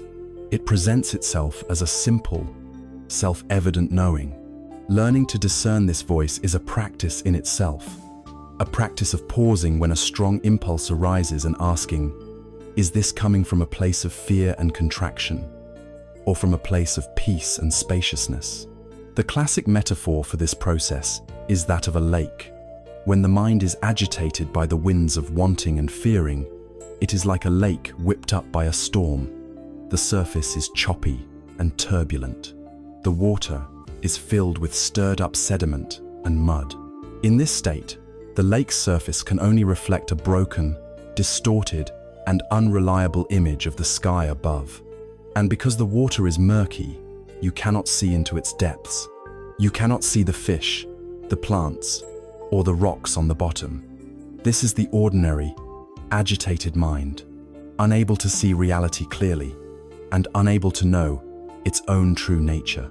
The practice of mindfulness, equanimity, and letting go is the process of allowing these winds to die down. As we cease our mental struggling, the surface of the lake gradually becomes still, as smooth and clear as glass. The sediment slowly settles to the bottom. In this state of profound stillness, two things happen. The lake can now perfectly reflect the vastness of the sky, the moon, and the stars. seeing them exactly as they are. This is the wisdom that perceives external reality with clarity. And the water becomes transparent, allowing us to see all the way down into our own depths, to understand the hidden currents and patterns of our own consciousness. Intuition is not something we create. It is this natural clarity and reflectivity of the mind that is revealed when we finally become still enough to allow it to emerge. Trusting this inner compass is a practice that deepens over time. It is an expression of saddha, or wise confidence. It is the willingness to trust our own capacity for wisdom, to trust that within us there is a guiding intelligence that is more reliable than our frantic, calculating ego. At first, we might practice by listening to its guidance on small, low-stakes matters. Perhaps we have a subtle feeling that we should call a certain friend, or that we should take a different route home from work. When we follow this quiet prompting and find that it leads to a positive or meaningful outcome, our confidence in it grows. During the long and difficult periods of waiting, this inner compass becomes our most valuable navigational tool. When we are unsure of whether to act or to wait, to speak or to be silent, we can learn to quiet ourselves, to feel into the stillness of the lake, and to listen for its clear, calm guidance. The logical mind might present 100 different arguments and scenarios, but the intuitive mind will often offer a simple, powerful sense of the right path. It is the wisdom that knows when the fruit is not yet ripe, when the conditions have not yet converged, and when the wisest and most skillful action is to simply wait with patience and trust. Ultimately, intuition is not a magical or supernatural power. It is the voice of our own deepest nature, the wisdom that arises when we have cleared away the debris of our conditioning, the entire path we have been walking from, acknowledging the reality of our discomfort, to understanding its roots in our clinging to permanence, to developing the tools of mindfulness, compassion, letting go, and equanimity, has been a journey towards this inner quiet. It has been a process of creating the internal conditions necessary to hear our own truth. And this leads us to a profound realization. If all of these skillful practices, when applied to the state of waiting, create the silence in which wisdom can finally be heard, then the waiting itself is not an obstacle on our path. It is not a problem to be solved. The waiting, when met with practice, is the path. It is the crucible in which our wisdom is forged. What then is the ultimate purpose and gift of these seemingly fallow periods of our lives? What is the final alchemy that turns the lead of waiting into the gold of understanding? We have journeyed through the vast inner landscape of the mind, exploring the nature of our restlessness, the mechanics of reality, and the profound tools that can transform our experience of life. We have learned to sit with our discomfort, to watch the ceaseless dance of impermanence, to act with intention, to let go of our clinging, and to find a steady, quiet presence amidst the storms of our lives. Now we arrive at a point of synthesis, a crucial realization where all these different threads of wisdom weave together. We come to see that the state of waiting, which we initially identified as our primary problem, is in fact the ground upon which our entire practice is built. It is not an obstacle on the path. It is the path itself. Our busy, productive, forward, moving lives, for all their accomplishments, are often a form of sophisticated avoidance. We are so consumed with doing, with planning, with achieving, with acquiring, that we have no time to simply be. We accumulate experiences, but we rarely have the space to digest them, to extract their wisdom. Our lives become a blur of forward momentum, with little room for deep introspection or genuine transformation. And then, life in its wisdom presses the pause button. A period of waiting is imposed upon us. The job search stalls. The relationship enters a period of uncertainty. The body requires a season of rest and healing. The forward momentum ceases. The distractions are stripped away, and we are left, for the first time in a long time, utterly and completely with ourselves. Our initial reaction is terror. This empty space feels like a void, a failure, a form of existential death. But it is this very space, which our culture labels as wasted time, that is, in fact, the most fertile ground imaginable for the growth of wisdom and compassion. It is the necessary fallow season for the soil of the soul. In this quiet, unscheduled space, the waiting period becomes a kind of inner laboratory. When the noise of our external lives dies down, we can finally hear the subtle and often uncomfortable hum of our own inner machinery. The habitual patterns of our mind, which normally run on autopilot beneath the surface of our busyness, are suddenly exposed to the light of our awareness. For the first time, we can clearly see our own conditioning in high definition. We see the raw, anxious energy of our clinging, the upadana, as it scripts endless if-only scenarios, promising us peace only after our demands are met. We see our deep-seated aversion, the desperate, squirming urge to escape the discomfort of not knowing, the impulse to reach for any distraction that will numb the feeling of uncertainty. We see our delusion, the unquestioned belief that we should be in control, that things should be permanent, and that our happiness is located somewhere in the future. And most painfully, we see the constant, internal monologue of the second arrow, the relentless stream of self-judgment, criticism, and comparison that we use to torment ourselves for being in this state of waiting. In our normal lives, these patterns are the invisible puppet masters pulling our strings. In the stark, quiet clarity of the waiting room, we finally see the strings. And as the ancient wisdom reminds us, seeing the pattern is the first and most essential step to untangling ourselves from it. This inner laboratory is also the perfect practice field.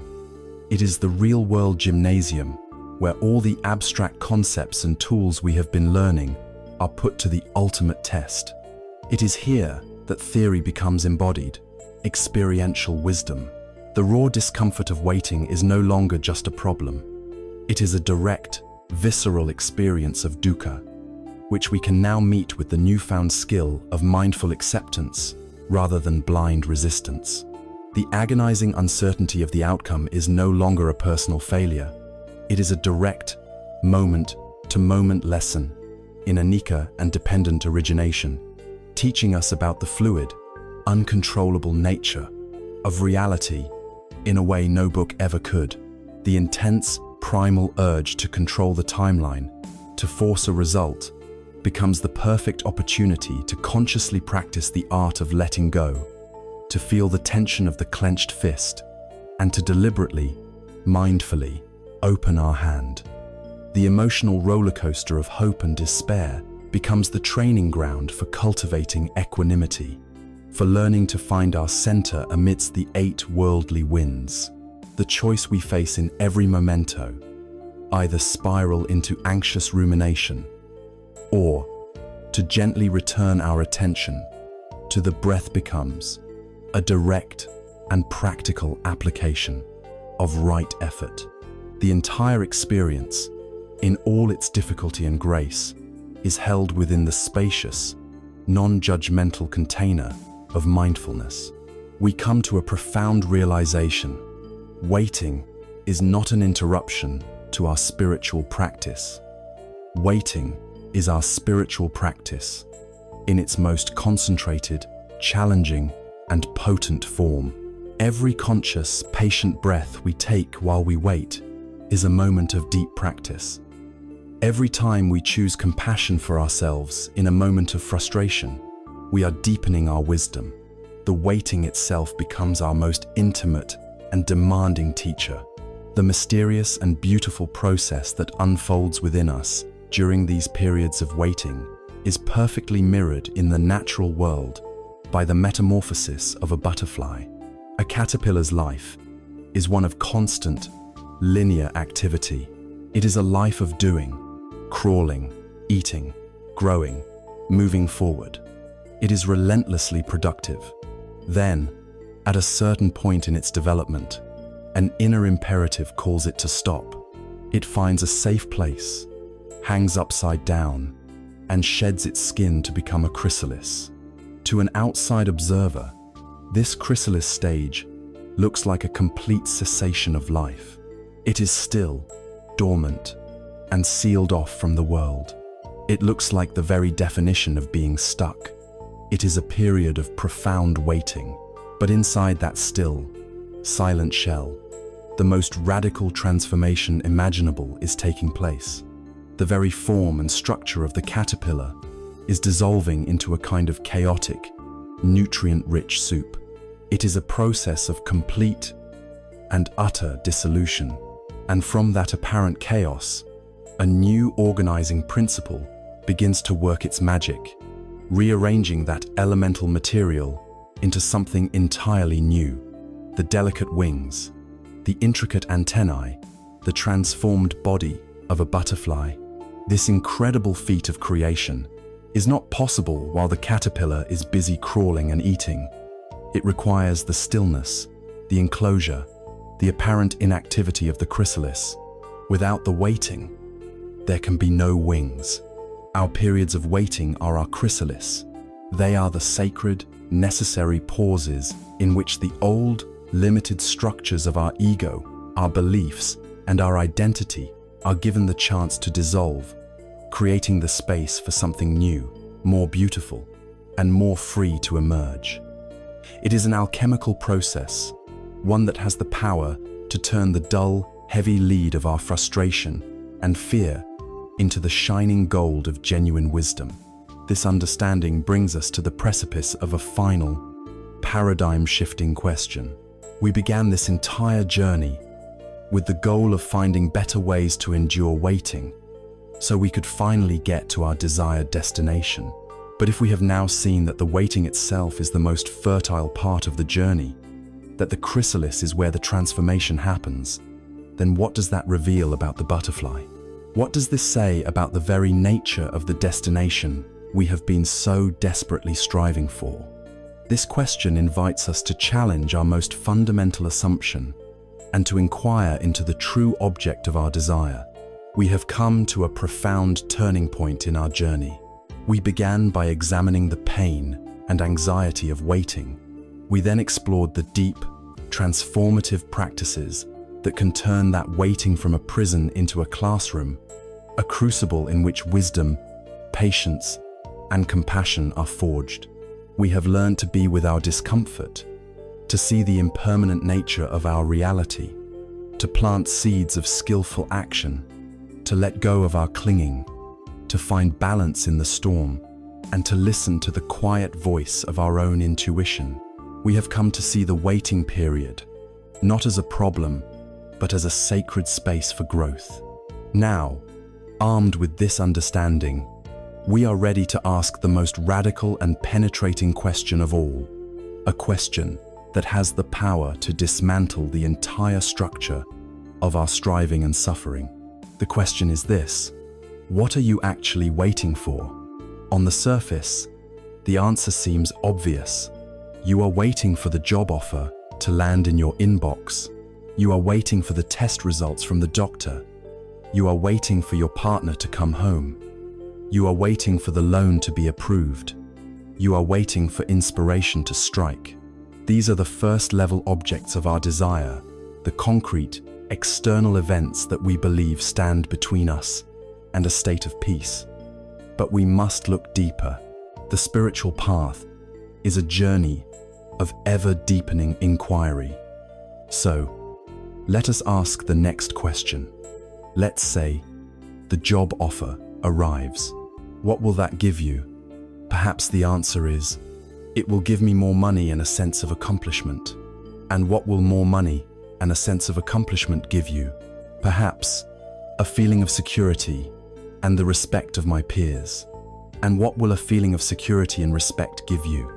And here, if we are truly honest, we begin to arrive at the root.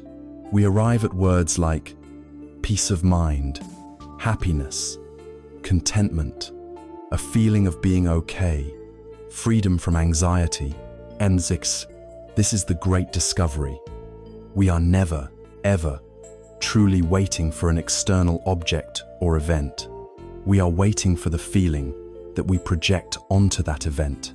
We are waiting for an internal state that we believe the external circumstance will finally grant us permission to feel.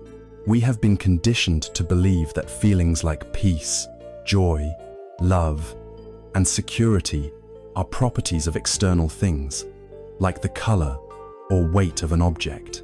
We believe the job contains security. We believe the romantic partner contains love and validation. We believe the vacation contains relaxation. We then spend our lives as prospectors, frantically searching for these external objects, hoping to mine them for the precious, emotional ore they supposedly hold. This is the great projection, the fundamental illusion that keeps us trapped on the hamster wheel of striving and waiting. The entire edifice of our suffering is built on this simple, catastrophic error in perception. We have made our inner well-being entirely dependent on a world of transient, unreliable, and uncontrollable conditions. We have given the key to our own heart to a world that is, by its very nature, impermanent and unsatisfactory. And so, we wait, forever prisoners of our own misplaced hope. The wisdom of the Dharma gently but firmly dismantles this illusion. It invites us to see that these desired inner states are not, and can never be, properties of external things.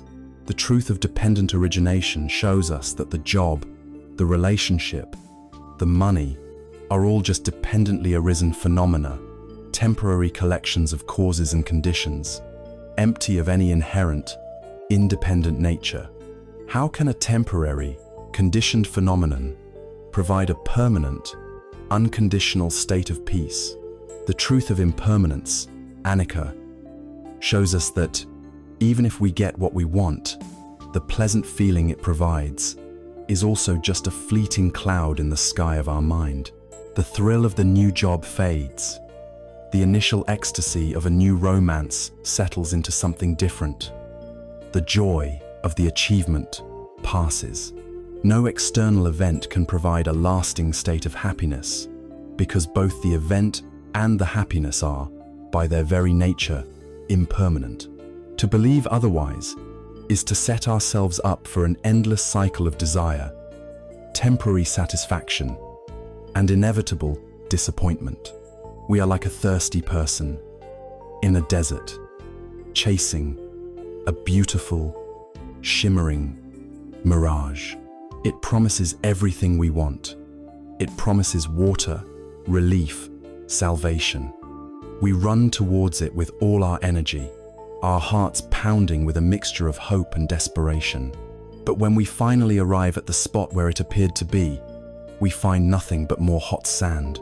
The mirage was never there. It was a projection, a trick of the light. Our external objects of desire are this mirage. They promise to quench our deep inner thirst for peace. But the quality of peace is not actually located within them. There is a beautiful and poignant parable from the East that illustrates this human predicament perfectly. It is the story of the musk deer. This deer is a magnificent creature that lives in the high mountains, and it has a special gland near its navel that produces a substance with a beautiful, powerful, and intoxicating fragrance. The deer, as it wanders through the forest, becomes aware of this exquisite scent wafting on the breeze. Not realizing that the scent is emanating from its own body, It believes it must be coming from some special flower or magical plant hidden somewhere in the woods. And so, it begins a frantic, lifelong search. It runs from place to place, its nose to the ground. It sniffs at every flower, every patch of moss, every tree root. It climbs to the highest peaks and descends into the deepest valleys, always chasing this elusive, captivating fragrance.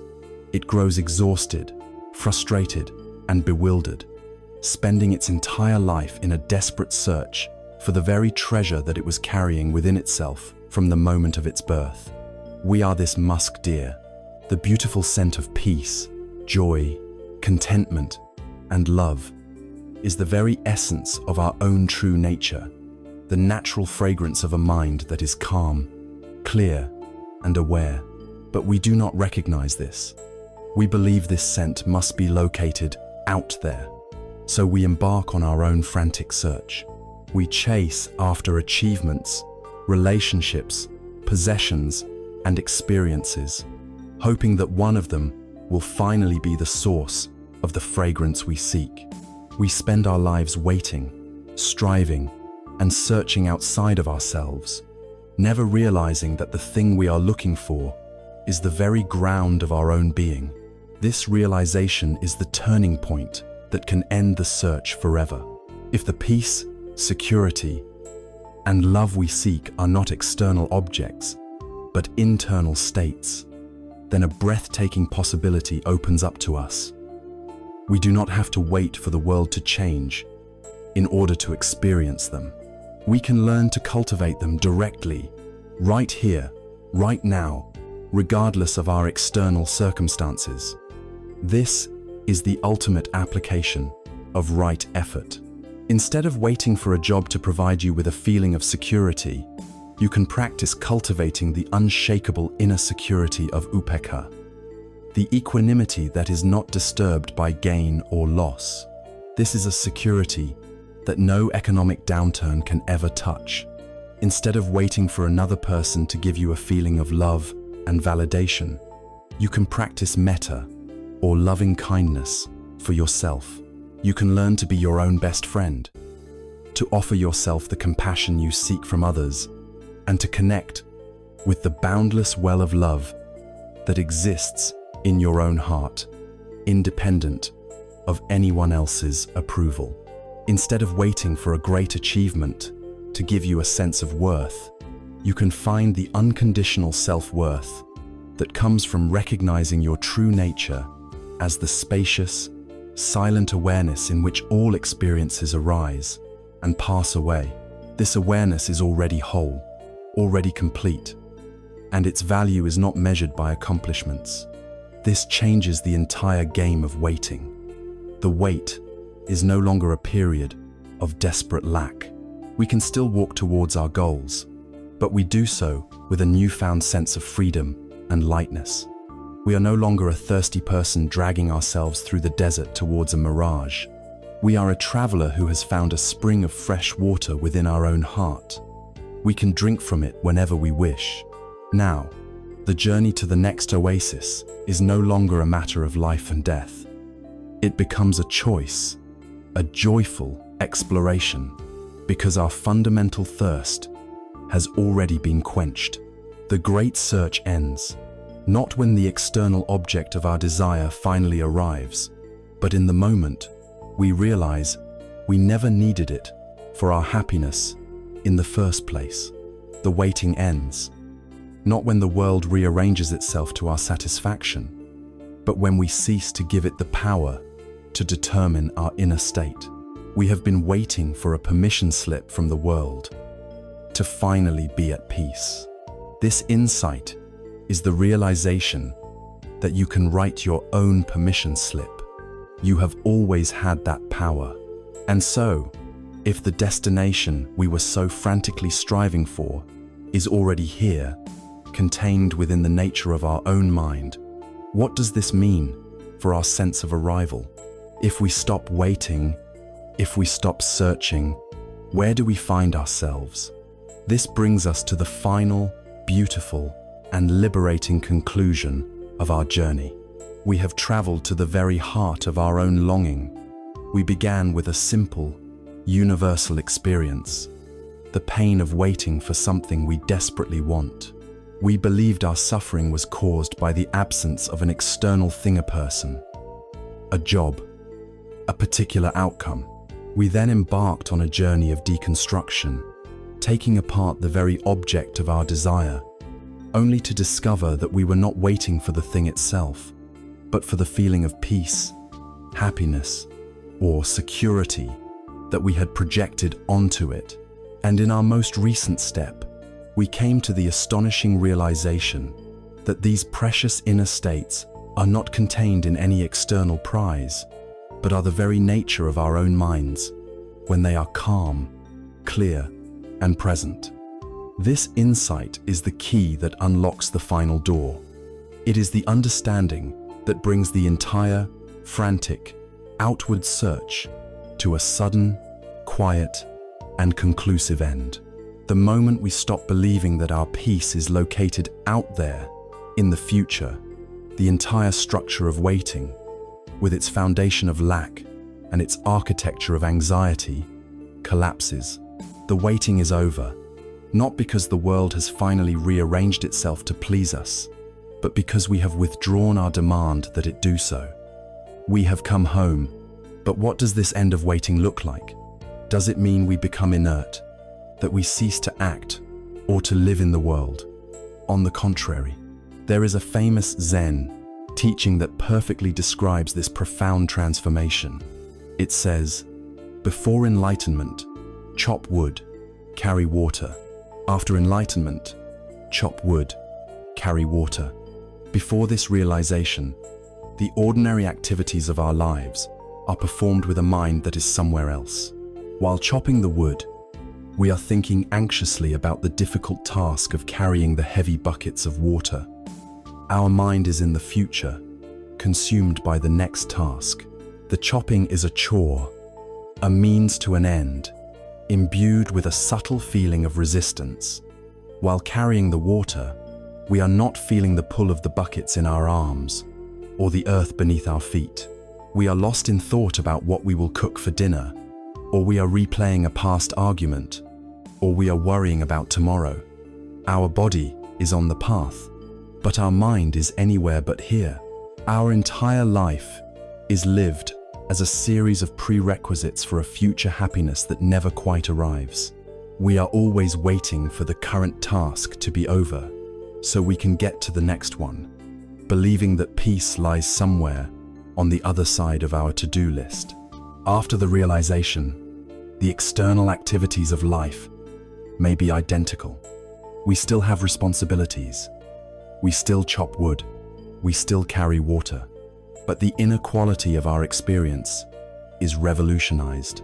When we chop wood, there is only the sharp, clean scent of the pine, the weight of the axe in our hands, the satisfying thud as the blade bites into the wood. The mind is not in the future. The mind is in the chopping. The act is complete and whole in itself. When we carry water, there is only the sensation of the muscles in our shoulders, the rhythmic sloshing of the water in the buckets, the feeling of our feet making contact with the dusty path. The carrying of the water is not a chore to be rushed through. It is a full and vibrant experience of life, unfolding in this very moment. The destination is no longer a future event. It is discovered in the very heart of each present action. Life ceases to be a series of stepping stones across a river of suffering and becomes the river itself. Each moment, a full, deep, and complete expression of being alive. The anxious, waiting self has dissolved into the simple, present, acting self. The waiting has ended because the need to be anywhere else but here has vanished. The entire spiritual journey can be seen through the metaphor of a river flowing to the sea. From its first emergence as a tiny spring on a high mountain, the river is driven by a deep, innate longing to merge with the great ocean. It believes that its ultimate purpose, its final peace and completion, lies in that distant, final union. Its entire existence is defined by this journey, this separation from its perceived destination. It flows through narrow, rocky canyons, times of difficulty and constriction. It meanders through wide, peaceful valleys, times of ease and pleasure. It crashes tumultuously over waterfalls, moments of crisis and radical change. And sometimes, it gets stuck in stagnant pools, unable to see the way forward. Are periods of waiting. Throughout this long and varied journey, its identity is that of the river, a thing separate from and striving towards the ocean. But then, a moment of profound insight occurs. It is not just when the river finally sees the vast expanse of the ocean on the horizon. It is a much deeper realization. The river recognizes that it has, at every single moment of its journey, been composed of the exact same substance as the ocean. It has always been water. Its essential nature was never, for a second, separate from its destination. The journey was simply the ocean's way of experiencing itself as a river, of flowing through the beautiful and varied landscapes of the world. The final merging with the ocean is not a transformation into something new. It is a homecoming. It is the dropping of a limited identity, the river, and the recognition of its true, boundless nature, which was present all along. We are this river. Our life is this journey. The ocean is the state of boundless peace, wholeness, and freedom that we seek. We believe it is a distant destination, something we will achieve at the end of a long and difficult period of waiting and striving. The path of wisdom we have traveled here is the process of realizing our own true nature. We come to see that the peace we seek is not at the end of the journey. It is the journey. The awareness that is looking through your eyes right now, the consciousness that is hearing these words, is already, in its essential nature, peaceful, whole, and free. It is already the ocean. The practice is simply the process of washing away the mud and the debris of our conditioned beliefs. The belief that we are separate, that we are lacking, that our peace is somewhere else, so that we can recognize the pristine clarity of what we have always been. Liberation is not an escape from the human condition. It is not about no longer having to chop wood or carry water. It is the freedom to participate fully and joyfully in the activities of life, knowing that our fundamental well-being is not dependent on their outcome. The waiting is over, not because we have finally arrived at a static, heavenly destination, but because we have realized that every single moment of the path is the destination. Every breath, every step, every challenge, every joy, when met with full, loving awareness, is a moment of arrival. The present moment is the only finish line there is, and it is a finish line we cross with every conscious heartbeat. The peace we were waiting for is not at the end of the wait. The peace is the wait, when the wait is finally understood as the vibrant, mysterious, and sacred unfolding of life itself. We began this journey together in a place that is intimately familiar to us all, the waiting room of life. We began with the quiet agony of the unanswered message, the gnawing anxiety of the uncertain future, the feeling of being stuck while the world rushes on. We diagnosed this modern affliction of impatience, this war against the pause, and we dared to look at the universal ache of dissatisfaction that the Buddha called dukkha. From that honest starting point, we ventured deep into the very nature of reality, discovering the interconnected web of dependent origination, where nothing exists in isolation, and the ceaseless, flowing river of impermanence, where nothing ever stays the same. We learned that our actions of body, speech, and mind are potent seeds of karma, and that the waiting period is not an empty void, but a fertile field for their cultivation. We discovered the anchor of mindfulness to keep us steady in the storm, the grace of letting go to release our painful clinging, and the profound, unshakable peace of equanimity. Our journey has been a great circle, one that has led us from the frantic search for a future happiness, right back to the quiet, luminous, and ever-present reality of this very moment. And so, we arrive at the single, simple, and liberating truth that lies at the heart of this entire exploration. The peace that we seek is not at the end of the wait. It is not a reward we will receive once our circumstances have finally aligned with our desires. It is not a destination at the end of a long and arduous road. The peace we seek is the road itself. When we learn to walk it with awareness, it is an intrinsic quality of the mind, a state of being that can be cultivated and nurtured in any moment, regardless of our external conditions. The wisdom of waiting is not about learning to endure our suffering more effectively. It is the realization that our suffering is caused by our resistance to the present moment, and that our freedom is found in our ability to meet that moment with an open, curious, and compassionate heart. The waiting is over, not when the world gives us what we want, but when we no longer need the world to be any different than it is in order to be at peace. You are not powerless in the face of time or uncertainty. You do not have to be a helpless victim of your own anxious mind. You now possess the tools, the insights, the inner technology of awakening. You have learned that you are the gardener of your own mind, with the power in every moment to choose which seeds you will plant. You are the host of your own heart, with the capacity to welcome every guest, both wanted and unwanted, with grace. You are the master of your own attention, with the ability to unhook from the fantasies of the future and to anchor yourself in the living reality of the now. The path forward is not about becoming someone else, but about unbecoming all the layers of fear and conditioning that obscure the wise, peaceful, and compassionate nature that has been your birthright all along.